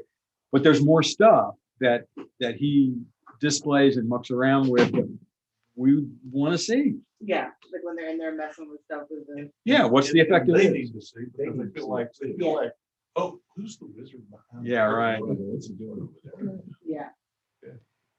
We'll We could have just blinked up 41. And it doesn't have to Front be, Street or I whatever, mean, just blinked it up and saw. It could be a projector, it could be Oh, a, yeah, it could be a because display. I don't remember what we did. This 2 guy weeks right ago. here can go talk to Mike. I did that. I've been down that road. I've been down that road and. Well, maybe we That'd all be need to great. go. Throw a shoe or something. I mean, if 4 of us show up in his office, maybe that might have a little more effect. And we can actually bring Beth with us. I mean, because I think she agrees. Scott probably agrees too. So, I mean, we can We'll just just stage a walkout. gang up on it. Isn't that popular these days? Yeah, right. Yeah. All right. This is my job. I'm not gonna do it. She likes her job. If there's a paycheck, I haven't seen it yet, so. You've been told. just No, say. No. actually, no. I just heard a rumor, and was like, oh. I'm not talking about any case in particular here, but just while we got a minute, you might be wanting to look at some of this. There's pages and pages and pages of, Oh, this one? How many? 1459. 32. 25, 30 pages at least of pictures Oh, and okay. stuff. And Anybody want Oh, to for tell me him? what page this is on? I'm still. It's on the same page Same as on pages. page 6. Bottom of page 6. I could have said that a long time ago. Oh, so there's like 2 accounts. Well, if you hadn't moved off of the other one. It's on the Well, same This page. name would say children. It's like herding cats. I'm telling you. Have you seen that commercial? The Oh, I've Chevy seen commercial with the truck? Okay, so that they're hyping this tailgate now that Yeah. folds over, and then another section you can have a workbench. But the guy goes out and his cat, he's got a cat. So he walks out of his house and he says, "Come on, Walter." And Walter, his cat, runs out of the house, jumps in the truck. Right? And then they're out in the field and the cat is herding cows. And then he goes over to a little lake where there's a dock, and the guy throws a stick in, and the cat runs down the dock and jumps into the water, and this other guy's fishing, and he goes, "Wow, that's cool." And the guy says, "Well, it's a workbench. I think it's great." And he says, "No, I was talking about the cat." He says, "What? The cat doesn't have a workbench." I mean, the guy doesn't think he's anything to the cat. Have you ever seen that? The EDS commercial, herding cats. Yeah. That's pretty good. Okay. Okay, let's roll. All right, so I'm ready gonna to take a call? nap. Well, we're waiting on Oh, are we? Nerdly here too. Oh, yeah, wait a minute. We got, True. we're missing 2 people. As we start talking, the appraisers all run out of the room. Yeah. And Eamon missed his afternoon nap, I think, because He's scratching. yeah. I agree. Never heard him blow up like that. Yeah. Make a one on the phone, there's a lady waiting that has 2 accounts. Just so Okay. you know. So Eamon's coming back. I'm assuming. Okay.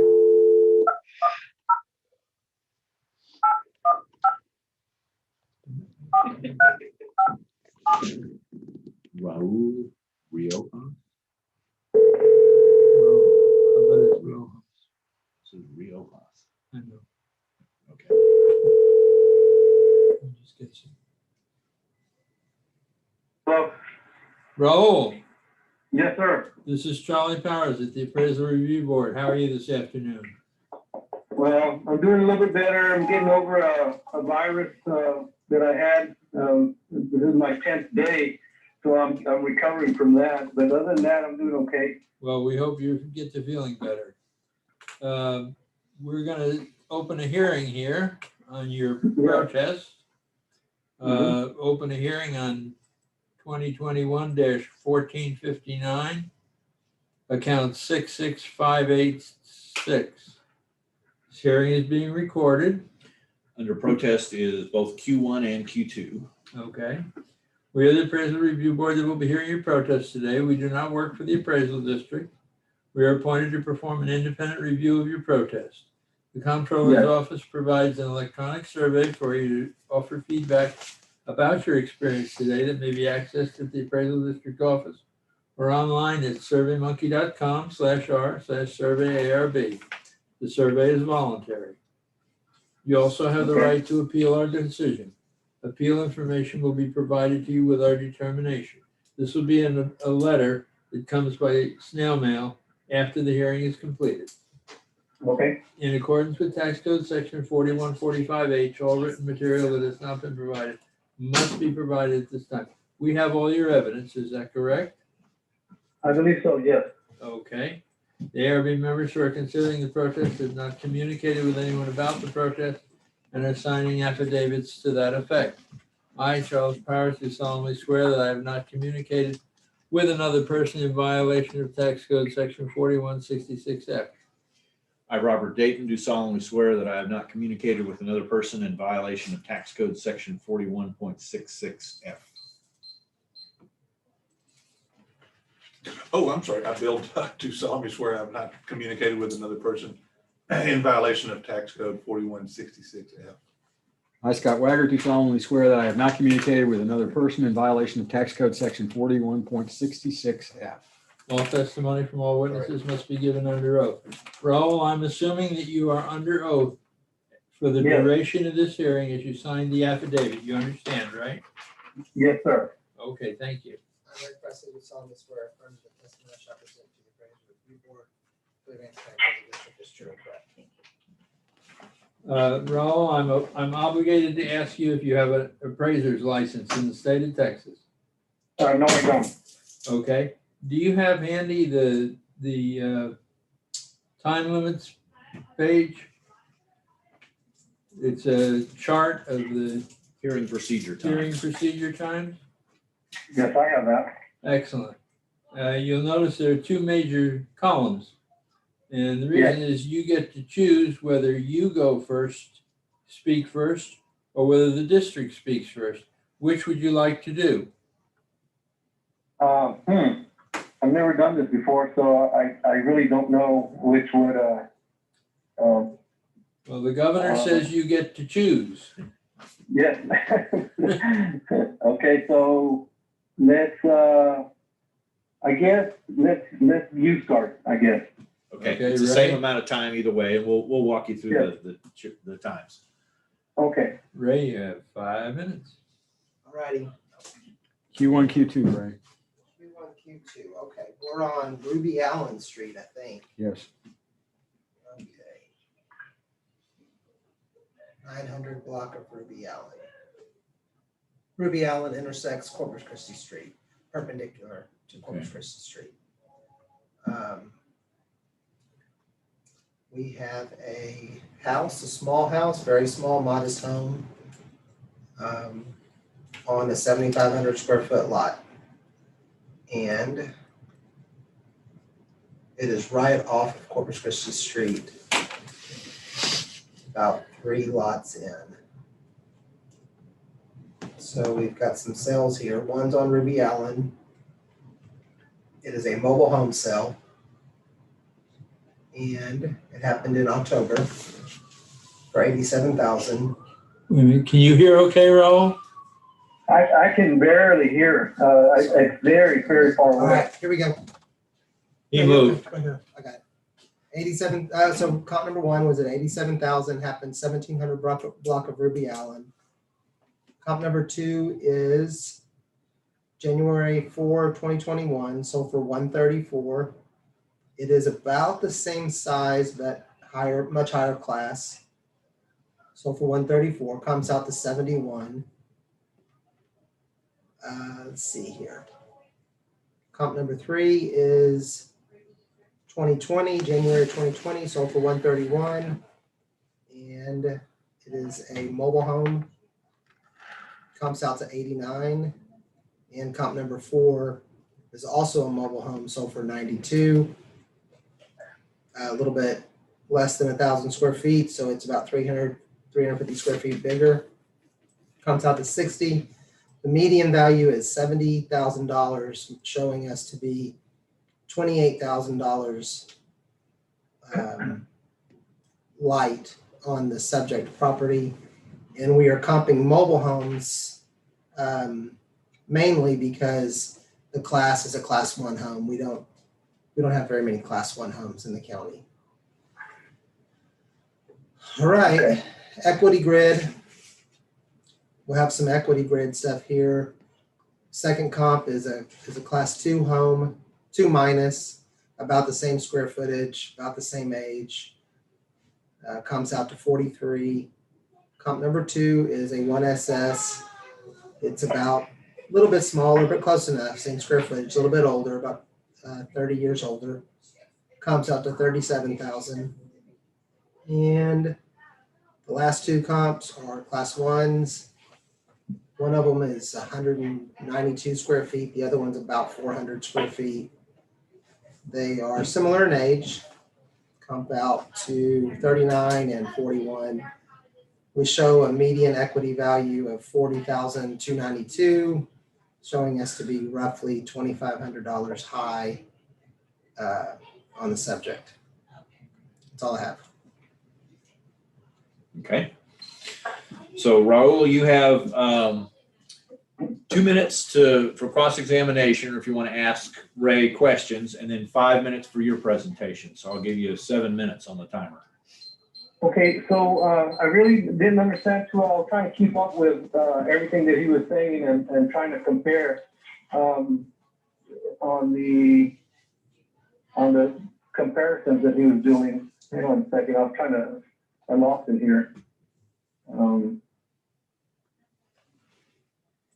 Yeah, he was showing his data that was sent to you.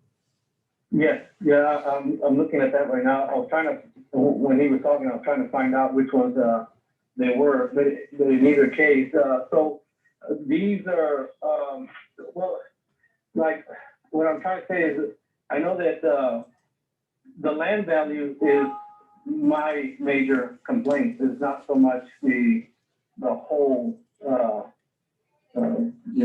the living area, like the house or the trailer or whatever. It's the land that's actually gone up way too high. And so comparing what we had, where I'm at is actually out of the city limits, and most of the lots or properties that I located with the same square footage, half of these are in the city limits, which of course, you have water, you have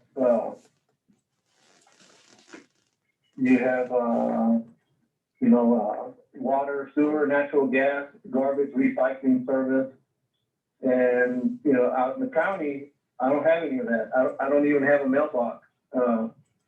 So some of the properties that are being compared are not equal.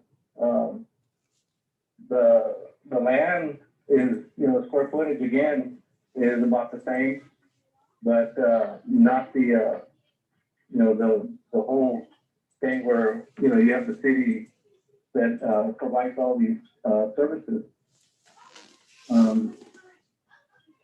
I do have pictures of some of the addresses that I located that were, again, I don't know if y'all have those pictures in front of y'all. The first one is 909 Ruby Allen, which is my house. I don't know if you can see it. You can see the overgrowth on the grass. I don't live there. I'm still building the house. My intentions are to move there as a retirement home. Like I said, I go there maybe 6 times, 8 times a year, mostly just to cut the weeds down. Right in front, I took a picture right in front of my house is a big ditch full of water. We have mosquitoes there. There's trash in there. It's just not, the same pretty lot that the other ones are being compared to. So the next, I have a PDF after that, after my pictures on 909 Ruby Island. And so between 2019 and 2020, it jumped 100% from 700 7,880 to 15,750 on the land market value. That again is 100%. This year, it's gone up 45%. I couldn't find any other properties that had gone up that much. A majority of them are 25% to 13% on their market value. And that's what's kind of throwing me off on why mine was 100 and then 45 for this year. Last year, because of the COVID, I didn't have time to protest it. Otherwise, I would have. And that's why I'm doing it this year, because it's just, I just don't think it's fair. The property is not equal again to these other properties. I don't know what else to say other than, again, some of those other properties that are listed that I provided pictures of. I also looked at their rates, and also again, being that there's half of those are in the city limits, they get all those services, and I don't. So I'm trying to figure out again how that land is comparable to mine. Okay. Anything else? Okay, so I guess on that other, let me see, on that same, the last PDF where it says Rockport protest hearing evidence, that little chart that I came up with shows the front measurement and the depth measurements are pretty much exactly with the square footage like my property. And you can see how I highlighted the percentage rates that were taxed or the value went up on 920 Terry Street. That one went up 82, 2019 to 2020.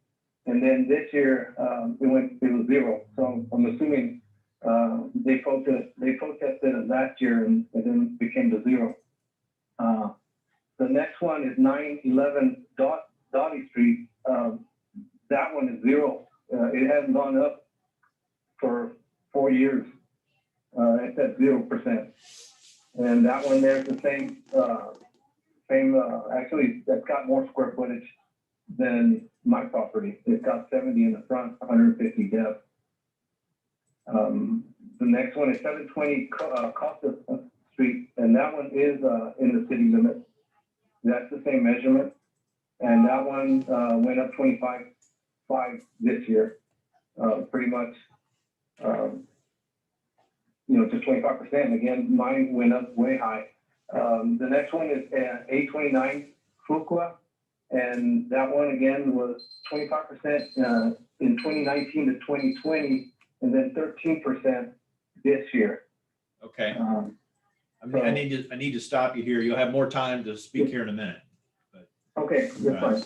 Ray, you got 2 minutes for cross-examination and 2 minutes for rebuttal. So. Okay. Mr. Riojas? Yes. Did you happen to look in our evidence that we sent you? There's a thing called the sales ratio report in there. It's about, I don't know, maybe 10 or 12 pages, 16 pages long. Did you look at that by any chance? I actually, to be honest with you, I didn't. That's why I have these addresses that I came up with. I pretty much just went through the system and picked here and there the ones that were close to what my measurements were. Okay. Well, if you work east to west down Corpus Christi Street, that Dowdy, Kasuth, Terry, Vern, Fuqua, that area. Yeah. We've been raising their value over the last 2 or 3 years. It's moving east to west down Corpus Christi Street. The area that you are in, the last few years, we've had discussions and we've decided we just weren't going to move that value. There's too many issues over there. We didn't have enough data. This past year, we had more than enough data. So we raised your value because of the thing that's happening over there is that land is now being bought. And the increase is a lot because in the past that land has been viewed as not good land. And so now people are starting to go in there and do some things, spend some money. If you look through that sales ratio report, you're going to see a lot of land sales, and they're not going to be in the city limits. When we sent you that comp grid, because there was a house on it, we comped residential properties. But you can look through the sales ratio report and just look for UVL or VL, and you're going to see a lot of stuff sold. You'll see a place on like a 7,000 square foot lot on Ruby Allen, sold for 18,000. What else do we have here? I mean, it's a lot. I don't want to.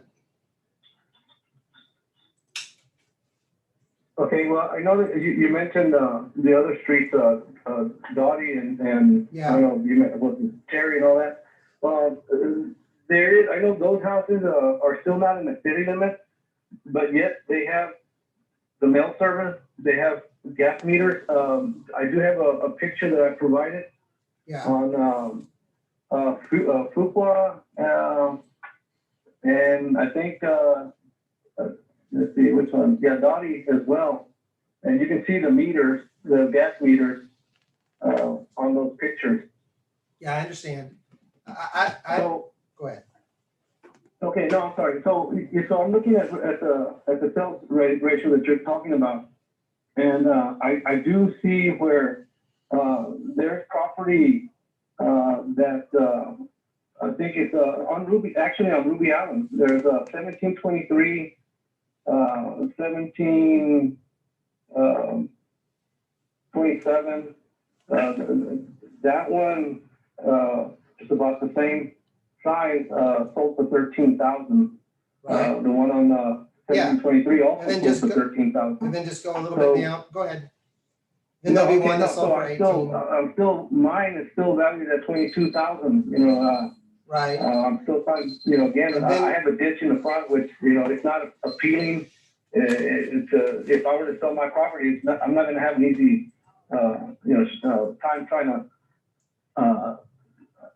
to convince somebody that the mosquitoes aren't going to bite. I understand, but what I'm getting at is then there's one on Sammy Henderson that sold for 45,000 for 15,000 square feet. So if you divide that by 2, that's going to give you about, what is that, 22.5 each, something like that. And then there's another sale on Hardy Street where there's 7,000 square feet that sold for 24,000. So all that I'm saying is that I'm really not trying to convince you that I'm right. I'm just letting you know that the land is moving there, and that just give me 1 second. I'll finish. I'm almost done. Yeah. And that the reason that it is such a drastic increase is because it was viewed so negatively in the past as being very, very kind of cheap land where no one wanted to be. And east to west, that's changing. That's all I have. Okay. Okay. I don't I don't see the changes, but still, I believe you, but again, from what I see is completely different. Okay, Raul, you got 2 minutes for rebuttal, but I'm going to give you 3 because Ray got some extra time. So I'm just going to start the clock. Okay, but just real quick, I'm just going to mention again where he did mention some of the lots. Real quick, it's not in the evidence, but I did find it. I found it a little bit later. 1110, 1116, 1124, 1132 San Antonio Street. That's 4 lots, or supposedly 4 addresses, but the front footage on it is 1,000 feet by 150 depth. That's 20 lots. So that one there sold for 52, or it's valued at 52,000. If you divide that by 20, you're coming out at 2,600 a lot, the same size of square footage. Just wanted to throw that one in there. There's also another one on Fort Worth, 1020 Fort Worth Street. That evidence is provided on page 5 of the one that we're looking at. It's actually the last one. That one there is the same thing. It's 250 feet front, 150 depth. Market value on that is only 15,000. You divide that, it's just ridiculously low. That's 5 lots, all put into one for $15,000. That's on the same side as I am, 2 blocks away.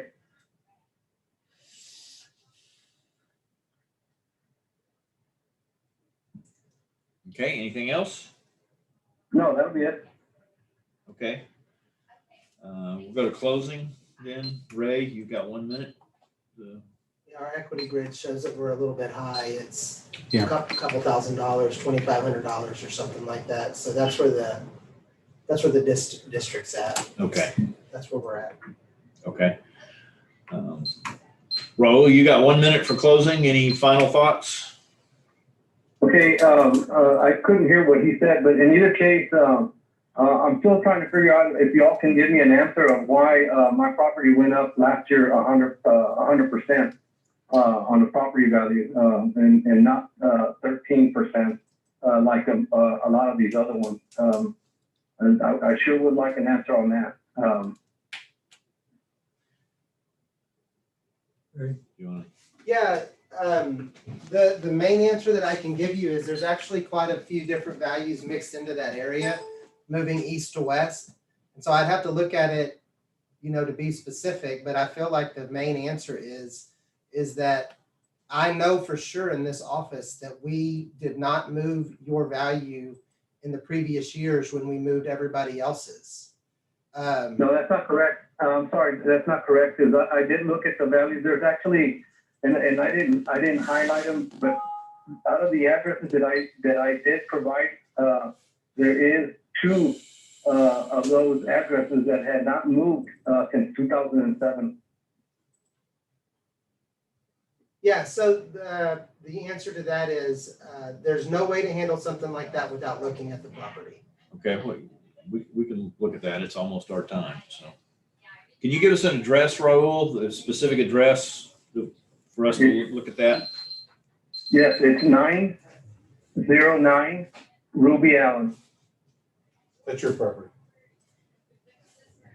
Well, you're talking about my property, right? No. The other. You're talking. Okay, you're talking about the one on Fort Worth. Well, the one you said that is not equitable to yours. That's different. The land value is different.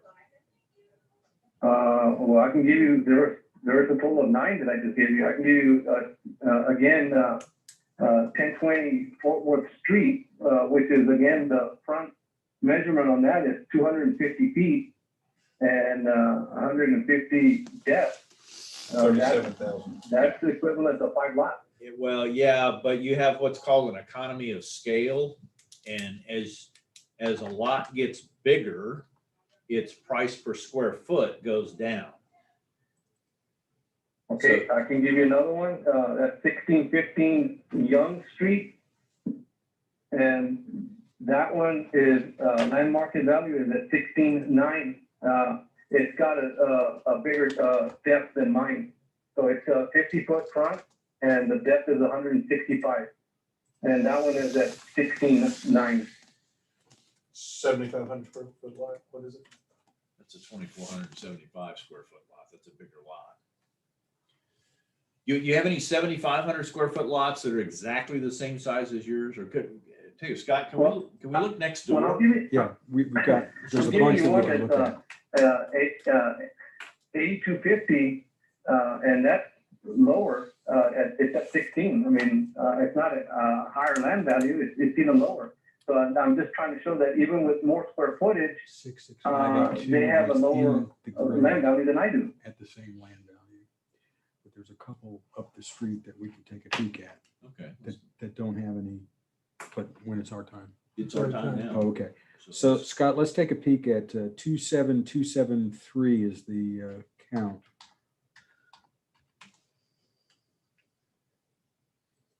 I think that's the same size lot. Okay.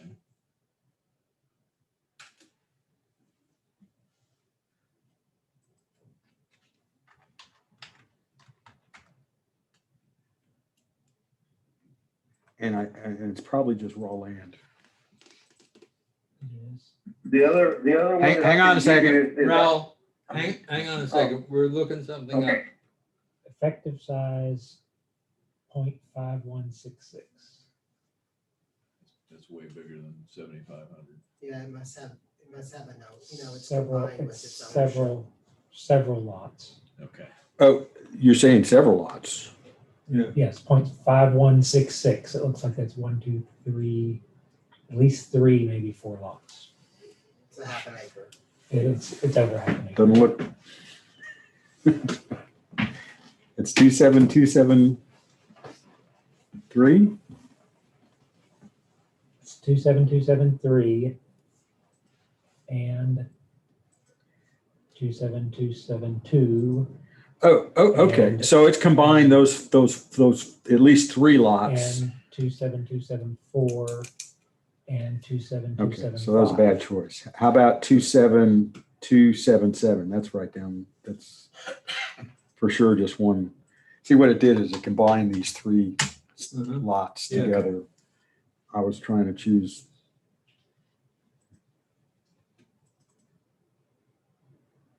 So it is effective size 0.5166. Big, yeah. Hey, look at his young property, please, the one that he Okay. gave us. Which one? He Look gave at us it one on on Young Picto. Street. You want to see it on Picto? That's Yeah, that's I mean, the I want better to use thing one to of see. his, 1650. one of the ones yeah. he's questioning. So I want the board to see something that he is Okay, questioning. you got it? What's the account number? I don't know. Right The there. address is 1650 Young, and that's a 7,500 square foot lot there. It may be a little larger, but that's just the It's picture. 8250. 8250, so it's, 2, 6. yes. So what's the I can't value read it. on that one? 15910. 26880. That's the account number. Yeah. It has that water on there, so what are we doing It's with on a it? dirt road too. And it's Oh, it's on a dirt road. So what are we doing with that property, Scott? All right. I mean, we might be reducing it for pavement, we might be reducing it for flood.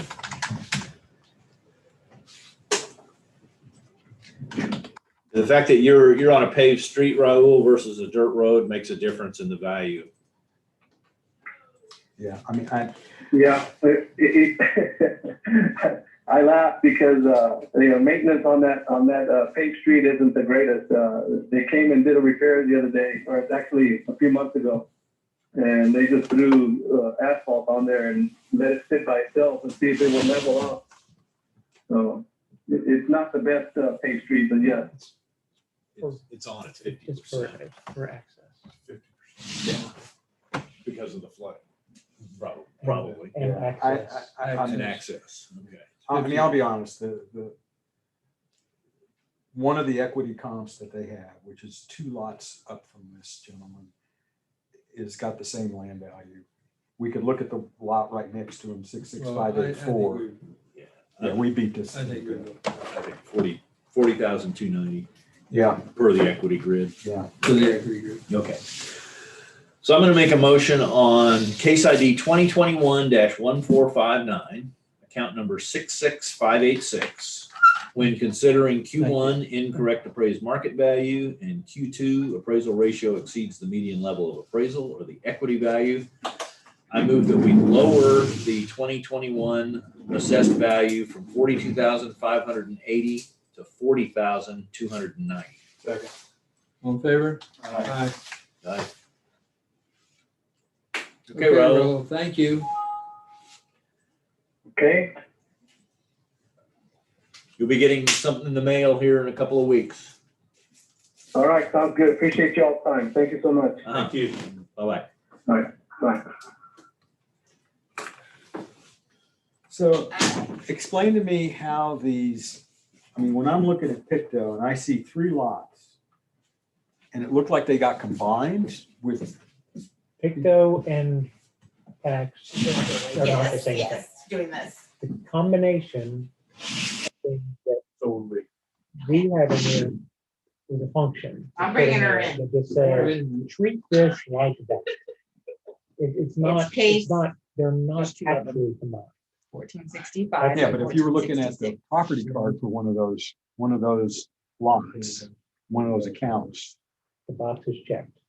You don't know like that it's this and this and this. You know by looking at it and seeing, oh, Scott Weiger, this one and this one and this one. That's how you know that. Because they haven't combined them, they can still sell them off separately. And then we have to go back in Think they're all right and now. adjust. Great. Yeah, divide it out. Right Okay, there, if you don't understand. mind. That's why you do what you do and I do. I know you have 2 accounts. They're probably gonna ask you which one you want to go first. Do you have the first one? 1465. We'll go in case order. Is that okay, guys? Say it again. Which the account? 1465 and 1466, but we're gonna go in case order. I would think so. Cool.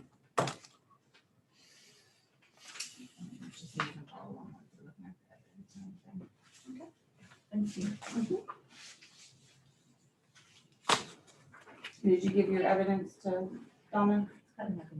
Okay, I just wanted to make sure, because I was like, I didn't see anything in there. Hey, I did good getting here. You're okay.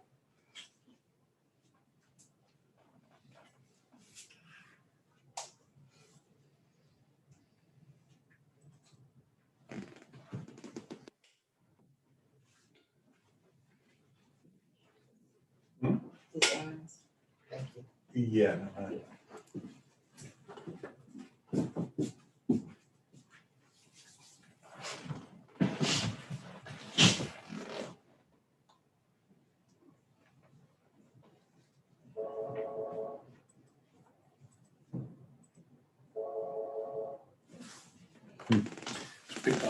It's just, it's cumbersome.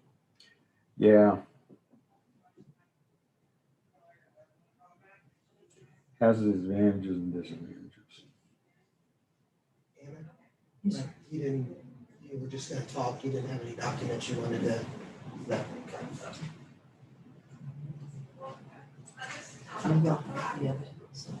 Yeah. Now what else I can. Yeah, it's fine. I just want to make sure, once they start, you can't, once they start, you can't add anything. I just want to No, make I sure you understand. didn't have something. No, there. no, Yeah. did not, just.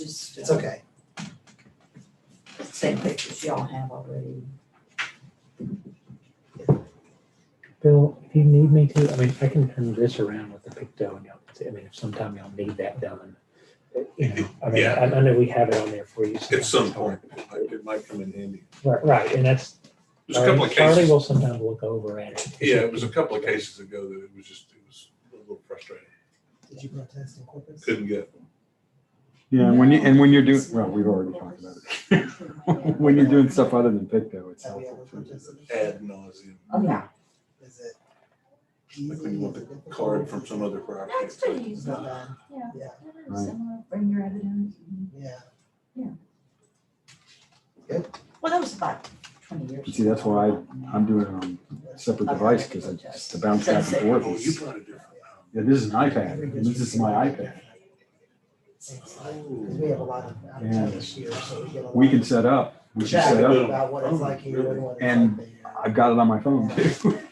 Yeah, like I've And we've got the Sunday Wi-Fi neighbors, password, so whatever if they you want to do. not burn up any cell Most of the weekend. stuff. Yeah, this year I'm wanting to, Yeah, run some and numbers and unlimited is, figure out how many until you reach a certain protests point on some accounts, come from. and then they slow you down. But be that as it With may. someone with a mailing address of Rockport, or someone with someone with a mailing 698 address of- is 69. or Aransas County, and then someone with a mailing address outside of it, because I'm curious.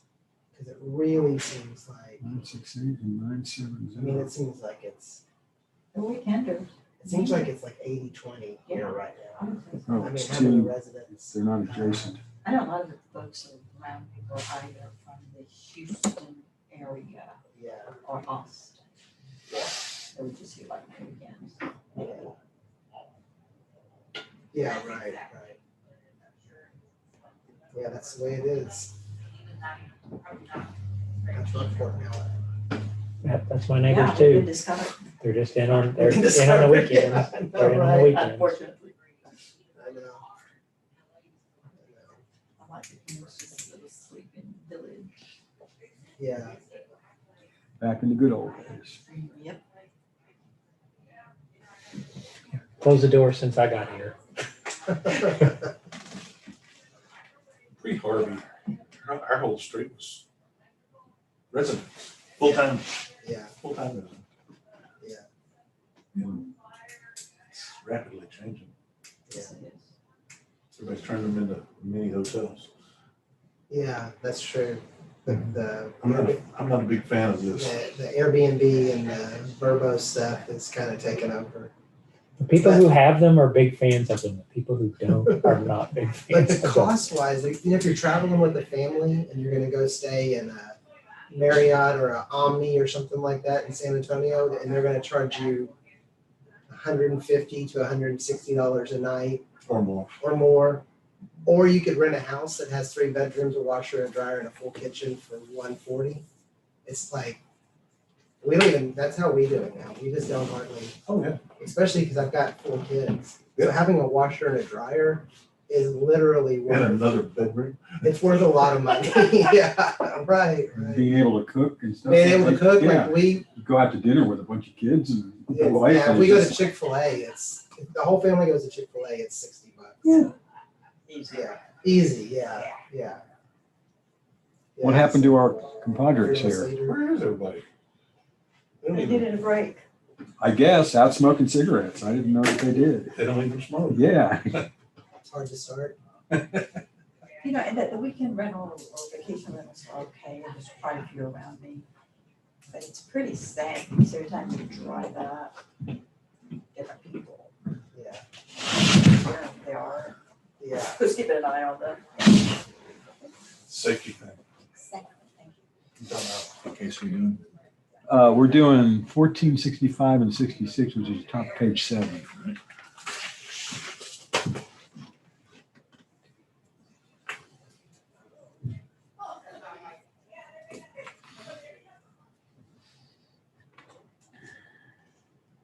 Did you lose Charlie somewhere? Well, we were both waiting. Somebody's homesteading the bathroom, so. Oh, Took us a while.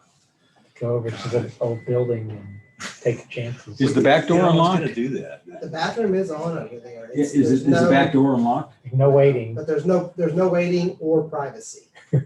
Okay. Oh, but it's only low. Yeah. It's only it's the just- last 2 feet of the Yeah, walls come away. It looks Yeah. funny though. The bathroom looks very funny. The men's bathroom. Oh, they ripped it Yeah, there's a out? urinal and a toilet, but below both of them, you can just see all the way through the building, you know? So it just. it Oh, looks- really? Yeah. They pulled all the walls out. too. Yeah. Well, just 2 feet. 2 2 feet. feet of the wall. Sounds like they're getting after it. Yeah, the demo's the easy part. I know. 6 months later, we'll still be. Wondering where the workers are, right? I know, right? You can get anybody to, in demo is, people are chomping at the bit for those dollars. I guess They want to work. these guys, it was ServPro, and they had a good, their guy that was team lead guy, he did a good job. He made sure they worked. Was that Was that him? He was real, no, there was a tall guy, kind of big old guy named Chris. Oh, my And God. he yeah. just constantly was like hurting. Okay, so we're doing What's on them? top of page Yeah. 7. 1465 and 1466. Okay, Playing for both. Yes, affidavit is proposed. yeah, it's combined. And I asked her, she said she didn't care what order, so we're just gonna go. Okay. Case All order. right. Top down. In that case, we're going to be opening hearings on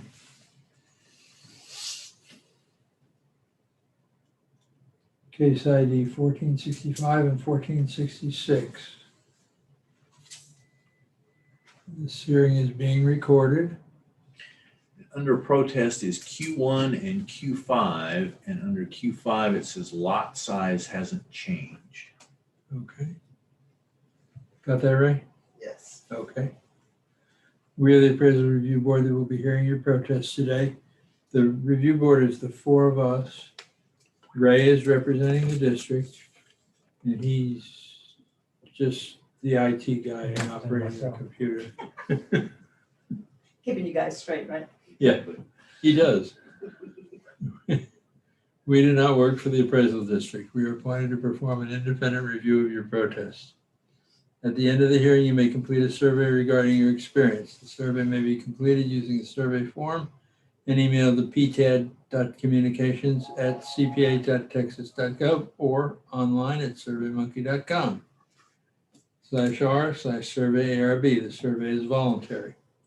You also have the right to appeal our decision. Appeal information will be provided to you with our determination. At the end of this hearing, there will be a document created that will include our determination of value. And in addition, it will give the instructions and information about how you can appeal if you don't agree with us. In accordance with Tax Code Section 4145H, all written material that has not been provided must be provided at this time. We have all your evidence, right? Yes, sir. Okay. ARB members who are considering the protest have not communicated with anyone about the protest and are signing an affidavit to that effect.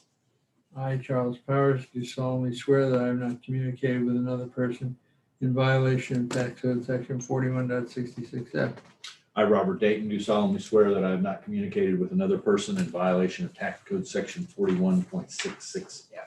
Phil Tuck, do solemnly swear I have not communicated with another person in violation of Tax Code 4166F.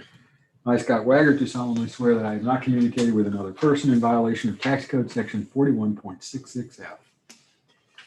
And this is true for both Yes. 1465. Oh, as it pertains to, 1466. Just like you have to get trained every morning. well, they didn't give us the paper, magic paper. Yeah, so this is as it pertains Sorry, to I failed. 1465 and I'll take it. 1466. You got it. You caught it. Every day after we retrain. All After lunch, after we Yeah, they're retrain. gonna want you All to testimony say from for all the witnesses. record. All testimony read from this? all witnesses must be given under oath.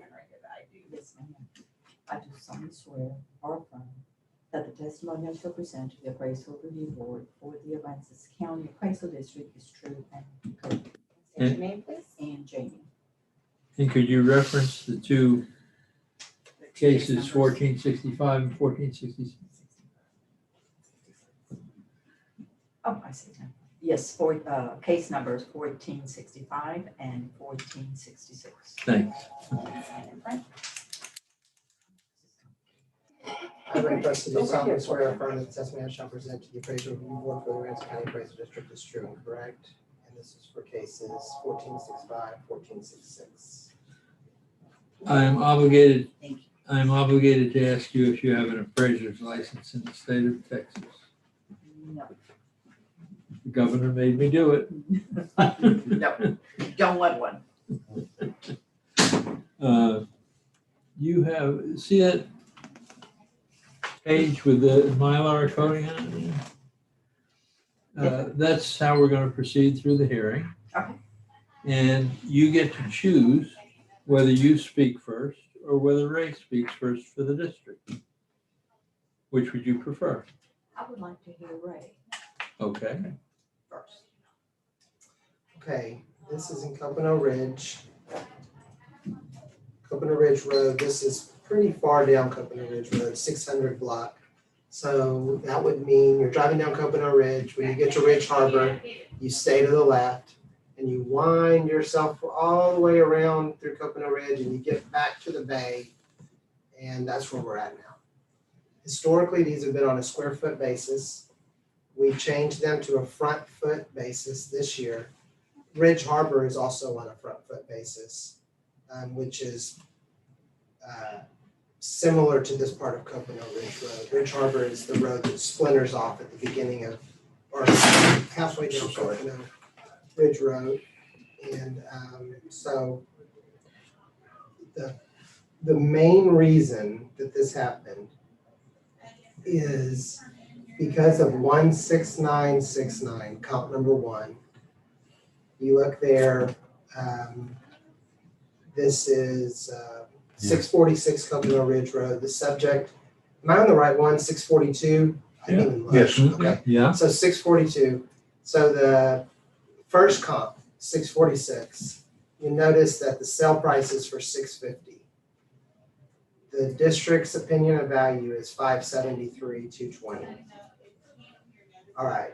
So we made a large adjustment to Coconut Ridge, an improvement adjustment of we're at 140%, but I think we were at 110%. So even adding 30% to the improvements, we still can't get close to 650. So I'm lost. Where are you? This is I'm sorry. comp number sales one. number 1. Got it. comp number 1. Oh, 650. Okay, that's So it 650. sells for, I'm letting you guys know why we changed from a square foot to a front foot basis. Okay. So the appraisal district is charged to be at market value. Front foot basis is something that you use in land value with waterfront. Just as much or maybe more than you use square foot basis. It just depends. It's like a historical thing. People do it this way and then that way. They've done it this way for a long time and they start to change. Anyways, we changed. Why did we change? We changed because of comp number 1. Comp number 1 is the driving force behind the change. We had already changed Ridge Harbor. So in the previous years, we had changed Ridge Harbor to a front foot basis because people were paying a large amount of money for a very small piece of land. Very small, very, even slender. But so that means the value is attributable to the beachfront, front foot basis, linear, how much do you have that runs this way? And then so you put a number on it. We do it on, what's the road in Keel Lake Road? Bayshore is done that way. Sometimes it's a very small piece of land. Anyways, so we changed that value and this is why we did it, this cell. You can see that even after changing not only the improvements, but also changing the land, we're still $80,000 away from this cell. This particular house here has a pump out tank. If y'all know what that is. It doesn't have a septic field. The 190, the one you were talking about. 646 Coconut Ridge Road. It does not have a septic tank. It has a pump out tank. So it's always been our opinion that the pump out tank thing is so bad. No one would really want to do that, especially in the marketplace. Like no one's going to volunteer to buy that. And then someone did. So we reacted. And examples of other land selling like this would be 222 Ridge Harbor. If you look at that, if you look at the square footage of that land, it's 3,600 square feet. Sold for $150,000. That the 3,600 square feet is not what's great, it's the waterfront. Then there's a $150,000 sell on another one, and this one's larger, 7,200 square feet. The equity grid is going to tell you that we're treating everybody on this road the same. That's what it says. There's no adjustments. They're all on a front foot basis. All we had to do is go find comps that have the exact amount of front feet as the subject, and it's a zero adjustment because they're on the same table. Can I ask a quick question? I'm done. Go ahead. It's just when I look at the picto, Yes. Does the square footage actually go that far out in the water? Has the square footage been, we'd have to look in the account and see, some of the accounts will have already been adjusted for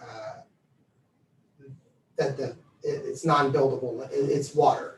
Sometimes the accounts haven't been. Okay, we'll look at that later. Okay. So, That's just a, we can just Hannah, measure. right? Yes, sir. Okay.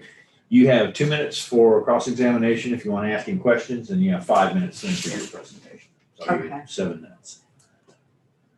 Okay, and I kind of semi-understand what you're talking about, this front foot bases, Mhm. which is okay.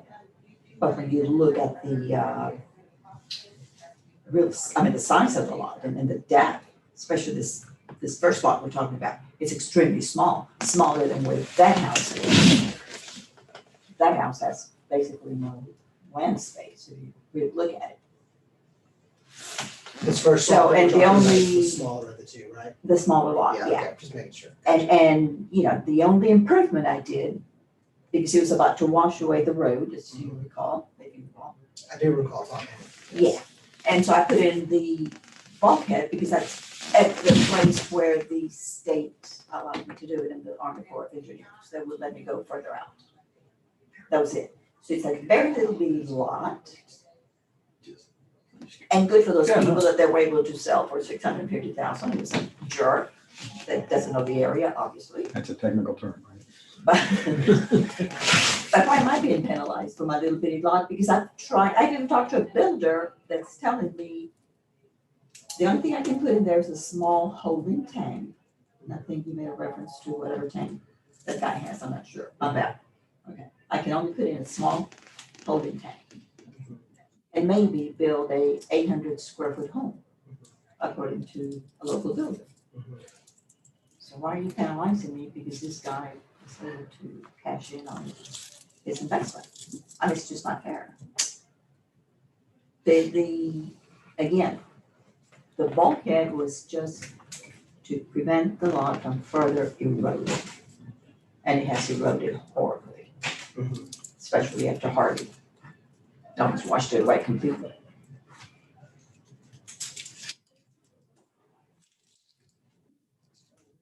$162,000 proposed? No. In fact, I just had a call last week. Somebody offered me $10,000 for my little lot. Insult to injury. Thank you.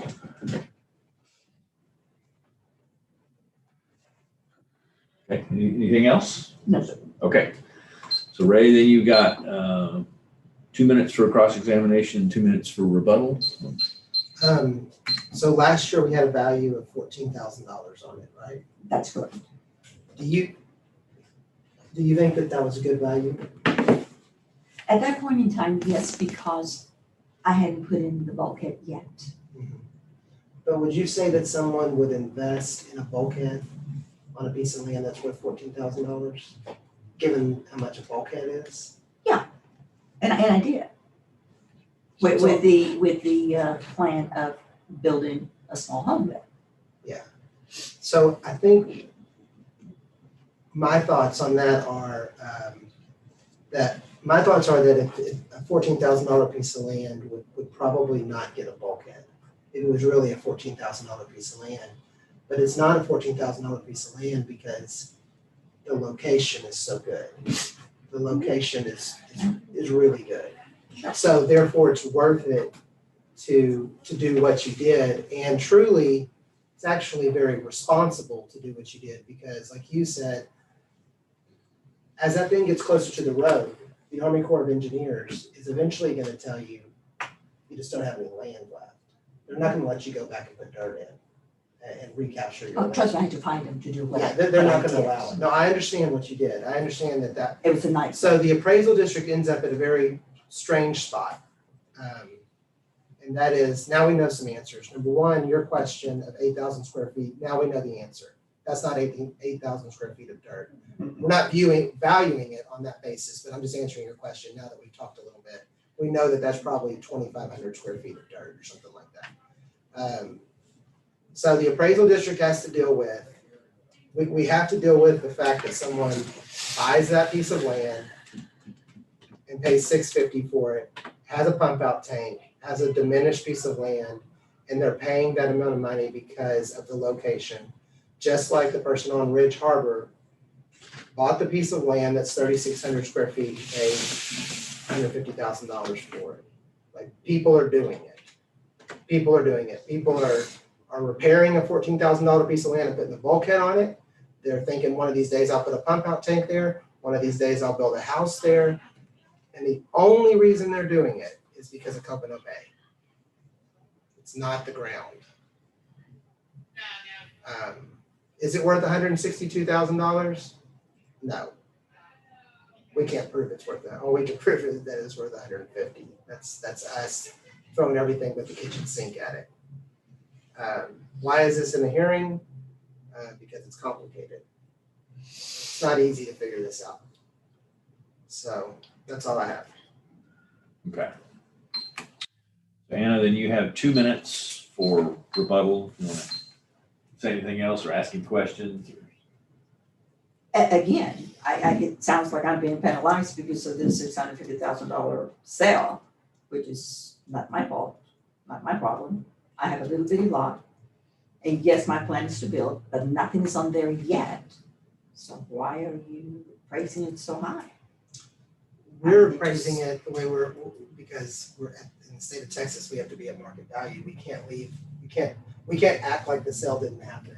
We can't say, ooh, that sale happened. That's probably not real. Because Coconut Ridge sold so well that we added 30% to all the properties in Coconut Ridge because something's going on there. It's something that's hard to quantify.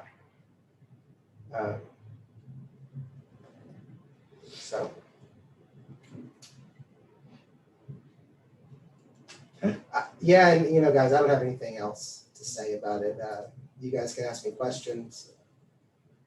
But Okay. Why don't we go to closing then? I'm done. You're done? I'm You final done. thoughts? Okay. Yeah. All right. So ma'am, I have a quick question for you. How did you decide where to put the bulkhead? The Jarden folks over at the Corps of The Corps? Engineers and the Texas Land Office. And they were on me like ugly on a monkey. They control all of that. If Yeah, no, I had understand. dared gone 1 inch, they would have knocked it all down. Yeah. No, I haven't. I talked to a guy a few weeks ago that So they made wouldn't a allow decision her at the to last move it minute, back. a few months ago, when the tide Parallel went to out a long their- ways. her The neighbors, He went in right. and put That's cement stupid. bags Yeah. to reclaim the spot. But He still, said, the this is where lot the tide line is was, and he called the I mean, 8,950 It's a weird- feet roughly. Oh, they're awful Square people feet. to work with. yeah. I don't very think weird. so. And I asked for a hearing in That's also kind of what I had- want to know is well, they conveniently forgot to call me. or is And that you the really whole don't- thing, including the water? And that's what I was asking, because if you look at the outline of So the, no, they do what they and you were looking at the 160 by 1, Yeah, or yeah. at the 60 by 149, which I think goes out into the water, Yeah, okay? I mean, there's small lots and then there's So this let me lot. ask another quick question. Do you happen to know off the top of your head the size of just, we can figure it out. Yeah, we can measure it. We can measure it. Never mind. Can you measure I that, had a Scott, survey done. from the property line in What's front the square footage of the land? to, I Where guess, the bulkhead is. the edge of the bulkhead? I'm just Well, curious yeah, how just many square interested. feet this lot is. I understand that they're doing front footage and everything, but there's small lots and then there's lots that just aren't even big enough to build hardly anything. I think we may have crossed that point here and as such, then I think we might need to reduce the value somewhat. I don't know how much, but because it is just. So extremely someone just small lot. multiply 22.5 Okay, times 60. 1,350 square feet. Yeah, so that's 25%. It's less than 25% Yeah. of the size of the lot as they have it. How big a pump out tank? Probably 250 gallons. Yeah, which means once a week. And you get on the if you're lucky. schedule. You get on You the can't, and you schedule. can't live there. Yeah. I get So you have a 2,338 square feet.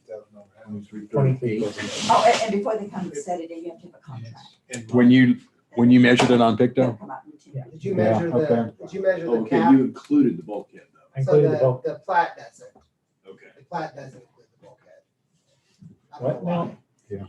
So you don't include the last, I'm just saying the plat does, yeah. Just up to That's just how the plat Oh. was designed. Now, the last question, and I don't know how we go back to it, but before that change to front foot, what was the square foot price or rate? And then maybe you have to look at last year's card to see that rate. So I get 1,687 square feet. Okay, That's so what not matters. much That better. doesn't matter. So the question again, sorry, is what's last year's dollars per square foot? Yes, correct. What's the linear foot across the bay? 60. 60, I believe. 60. So 60 feet of bulkhead, what? 25 grand, 30, 35 grand, $38,000. That's my number.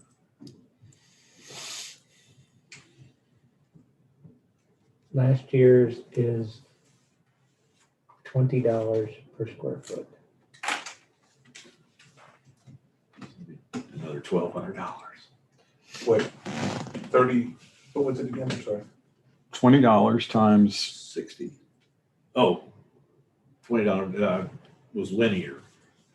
So we And need to go. And there's an 8% $20 adjustment times to it also 13, for size. 78. 27,560. and So 27,560 plus 38,000. no, why are you doing that? I'm just Oh, you're just trying to, trying to put a number in my head. I mean, 38,000, I can rationalize that. We're gonna have this discussion again on the Yeah. other lot. What was the square footage again, Scott? I get 1687. 87. 7 times 20. 33,740. Yeah, and you had 38. I think that's a good number. I mean, at some point, the whole front footage thing kind of falls apart. And I know you wanna probably deal with the, front foot discussion, but I just, the whole reason you guys went to front foot is because of that gentleman that paid $650,000. And because we use it in other parts of the county when there's not a lot of I land. understand. Yeah. So that's just, it's either we do that or we have a bunch of adjustments in people's accounts trying to monkey with values, because just a few lots down, you'll have a full-size lot. Yeah. See, and we were gonna, I thought we were gonna get in the same discussion we had yesterday with lot prices versus square foot prices. So, but that's not the case here. I'm with you. I think 38,000. yeah. I mean, it could be between 37.4 and, which is just based on square footage, or Cost of a bulkhead.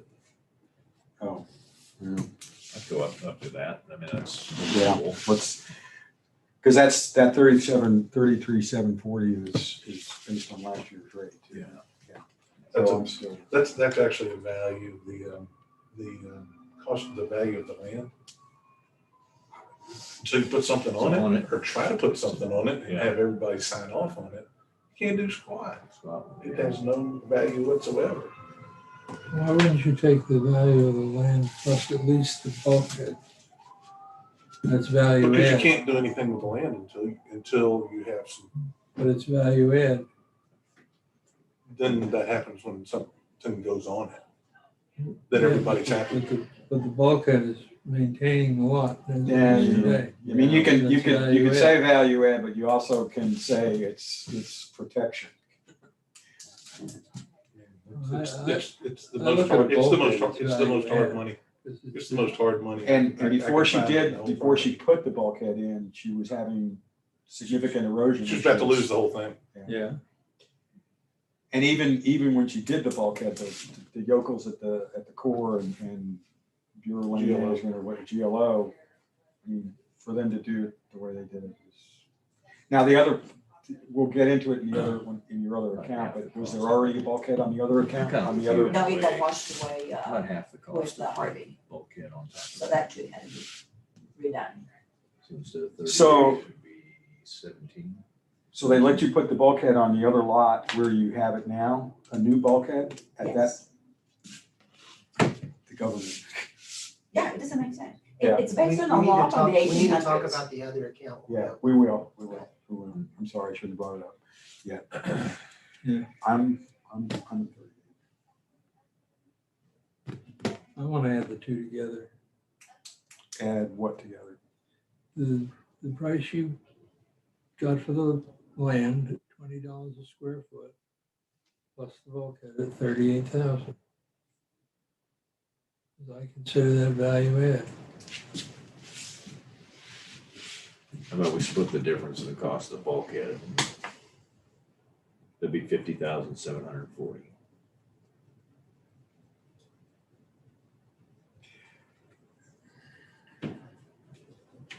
We're gonna have this discussion next year. I don't agree. 38 makes sense to me. So. Make a motion. All right. How do you do a tiebreaker? Well, yeah, We don't have a tiebreaker. we have to come to a conclusion. I'm kind of with Charlie. There is some value added here with this bulkhead.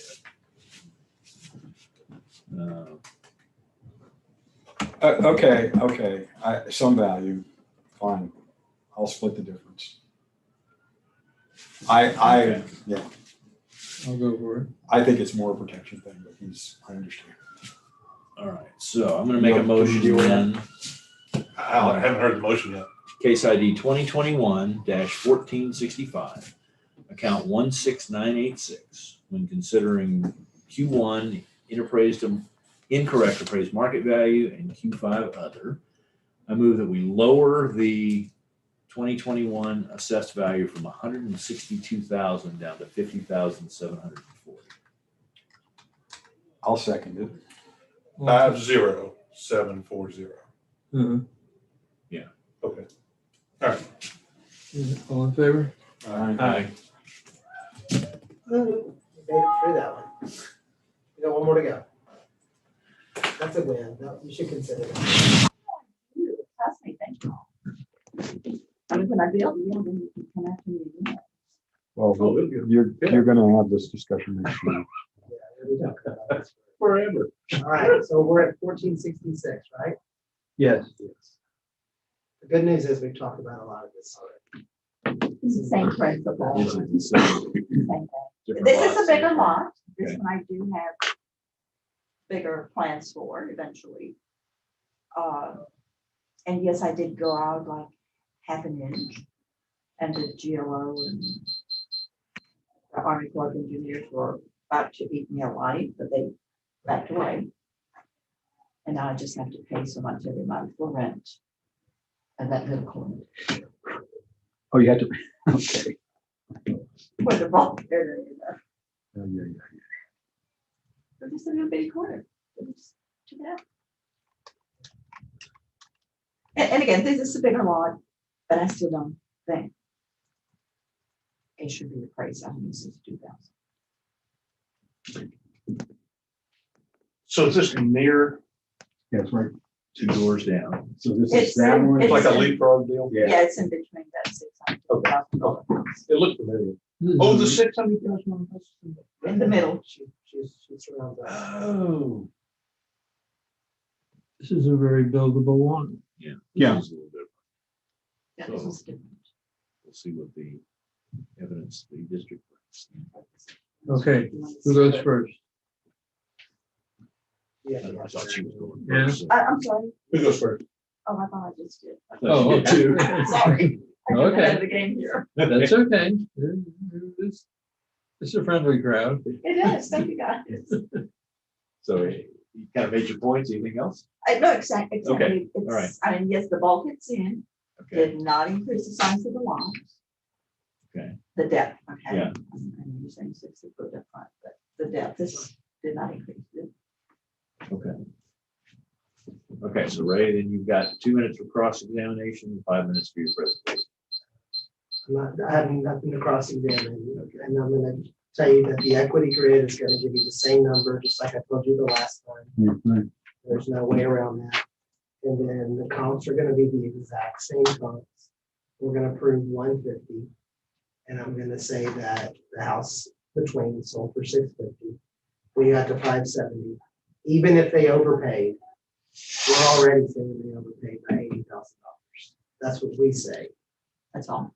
That's what we say, yeah, so they overpaid by 80,000. And that, then there's a sell in Ridge Harbor for 3677 square feet. So for 150 in October of 2020. And that's all I have.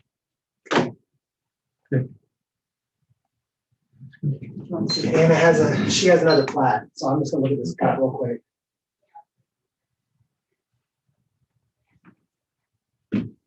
Y'all go ahead. Okay, so then you have 4 minutes, 2 minutes for cross-examination, 2 minutes for rebuttal. Not much more to say. Give you 4 minutes on the timer. Okay, the same as this, the other one, you know, bulkheads in, Okay, and but it did not increase the depth of the lawns. It is bigger, yes, it has more potential than the previous one, but I still think 162,000 appraised value is still high. Would you agree that you could put a real house on This one I can, yes, sir. At least that's what the builder is. With septic. With, yes.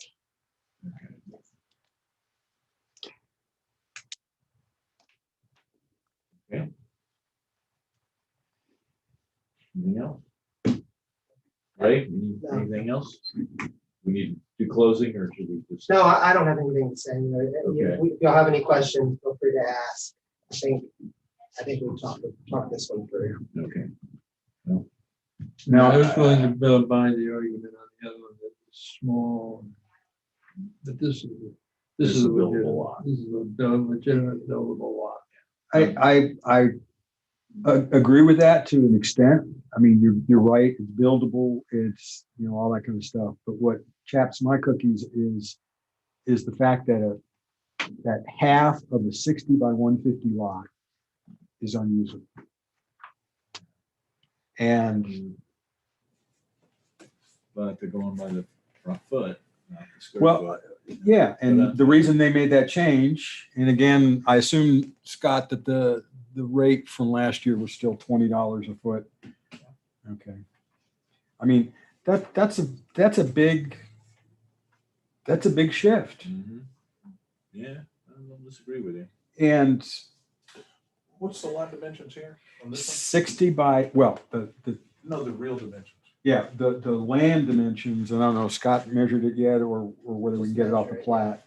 The plat is, it doesn't give us the dimension of the angle, so we're gonna have to measure it. Okay. I get 3914 is what I get. I don't know how much of the land that is bulkhead, you know, whatever the concrete you take off, like there's bulkhead that comes around the side. Is that included or do you, that's no good land? I mean, how much can you concrete and remove? It's not that much square footage, but 3914 is what I get.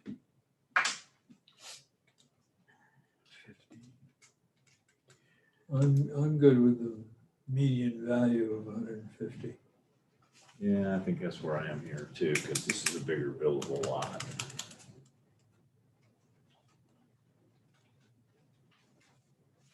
That's all the district can prove.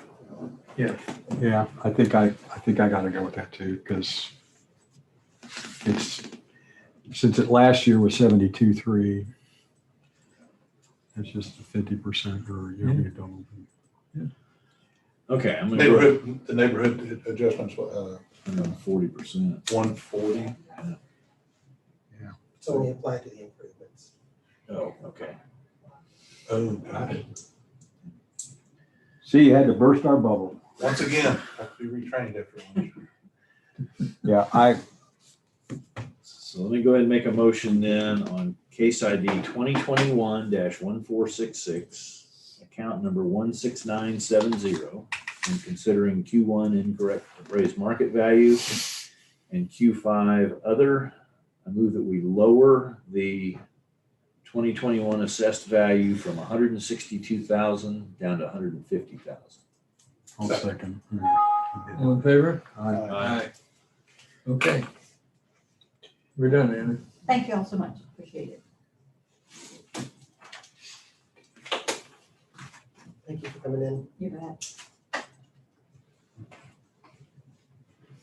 Good Just luck as an with aside. Developing that small lot. I'm sorry. And good luck with developing that small lot. I mean, really, I mean, that's an interesting challenge to. Well, I decided I may just build one big party room. Yeah. Palapa. What was the Somebody core? built something like that on one of those things there. They built just a huge carport looking thing. They did that on Ridge Harbor, I think. There's just a monstrous porch, covered porch on a small lot. Is Larry Mayhem close to you? You know Larry? and Yeah, he's Debbie the Mayhem? one that built that house that's so old. Yeah. Who built it? Mayhem, Maybe. I don't know. his son built it. Or his dad built it. Yeah, no, the dad put the money Yeah. So was there a specific reason why the Corps or GLO said that other lot had to be where, you mentioned some 1898 law or something? That's still in the books. Yeah. That anything water takes over, the top belongs to, if I get this straight, the top belongs to the Army Corps of Engineer and the land belongs to the state. And we can reclaim it. And you, I assume, were trying to do the right thing by getting the permits and all that kind of stuff, as opposed to just doing it? Right. Well, I Okay. tried to just do it. And but did it you never have neighbor? turned me Yeah, in. okay, that happens too. Because I'm gonna block his view when I do build. Yeah, right. But, and I just wanted to take it out to where the Yeah. other neighbor is. Yeah, right. So we could be even. instead of all of this Sure. stuff. Exactly. So it's not gonna be that much. It was gonna be like an additional 8 feet. And you can't build out over the water. You can, but you have to have a special permit and then you have to pay them rent. Like that little corner I told you. That's there. good. Yeah, I paid them Now $200 the- a year for that little corner there. On the bigger lot. Then we Right. took it out to kind of straighten it out. Uh-huh. It was like maybe 2 feet. So to change the front foot isn't gonna help that, but it would seem like the district should, like they should adjust those lot sizes. They should, absolutely. Because it goes way out in the water, but you can't do anything with it. The state won't let you do anything with it. Yeah, but you can build something on it, like you said, you have to rent it. But like the people, remember that old thing? Like a pier. People appears that all the time. Okay. Yeah. Yeah, we had a case where a guy, yeah. People put houses, people put Rent. houses out onto piers to go out further. People put pilings out there and put houses out onto them. Yeah, too. when I, If they give you the okay. Right, if they give you the okay, yes, I mean, but that thing is, as they say in real estate, everything's negotiable, you know. Well, Depending on what you're willing to pay, yeah, they may not negotiate it very well. No, they're not very friendly. Yeah, they're not friendly with, yes, I believe you for sure. when I owned the property on the ridge, I owned a piece of property out there several years ago. I got a permit. I designed the pier with a boathouse at the end and got a permit Okay. from the GLO. And the Corps of Engineers signed off on it. And I was able to transfer that permit to the house and added value to the house. Okay. Yeah, and I can do that whenever I do build, then I have to get the permit to build the pier Yes, and the boat slip. yeah. Yeah, that they will give me And I already told me. got that and then transferred it with the house to the owner. to the new owner. Right, you're done. So there's hope. There's hope, yes. Thank you so much. Thank you all. All right. Letters, Just a letter. just a letter. Yeah. And you, Should I get Mike? Do I need to be here? What's the letter about? Is it just if they need to hear something? Yeah, yeah, you're Request for done. late hearing. You're fine. All right, this one has been scanned in if you want to follow along. is it signed Elizabeth Picarazzi? It is not. I know how to make the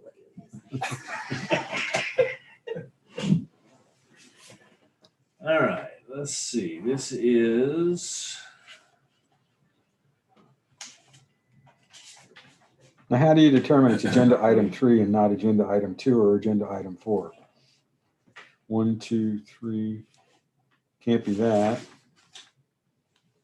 Agenda item 3 is the letters. Oh, you always call letters agenda item 3. Huh, broke the code. So I'm just trying to get a property ID off of this. Ah, here it is. 554. Yes. All right, so this letter concerns property ID 15054. Letter is dated July 28th, today, received today, 43 Lakeshore Drive, Rockport, Texas, Larry and Eva Greminger. Dear Appraisal Review Board members, my wife and I are requested a late hearing to discuss the 2021 appraised value dated 4/28/21 applied to our property as referenced above. At the time of receipt of the notice of appraised value, we were in the middle of packing and moving from our home in Fayetteville to Rockport. I've attached a copy of our contract and closing statement of our Fayetteville residence as proof. Our Fayetteville sale contract date was April 7th, 2021, and we were closed on May 12th, 2021. Needless to say, we were busy in that time period selling items and packing so we could close as soon as possible. I just visited the notice of appraised value on 7/27/2021 as we were progressing through all the paperwork that stacked up during our relocation. Our issue is the proposed appraised value on the notice is $43,000 over what we paid for this property at closing on December 29th, 2020. We appreciate your consideration of this request. In response, I can be reached by phone at 281-795-4493 or by email address.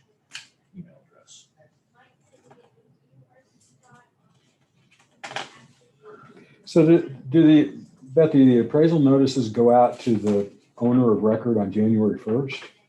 No, they were sent out at the end of April this year. So whoever owns it as of April, the end of April. Okay. And it sounds like they got it on time. They just put it in a box. Put it in a box or something. Yeah, I'm inclined to say no. Yeah, I agree. And they'll have this discussion next year, which they're welcome to do. Yeah, they can bring their closing statement in and use it as evidence. So I make a motion on for property ID 15054 that we not grant the Gremingers a late protest hearing for failure to show just cause, a good cause. Good cause. Second. All in favor? Aye. Welcome to Rockport. Okay, and you're free to go.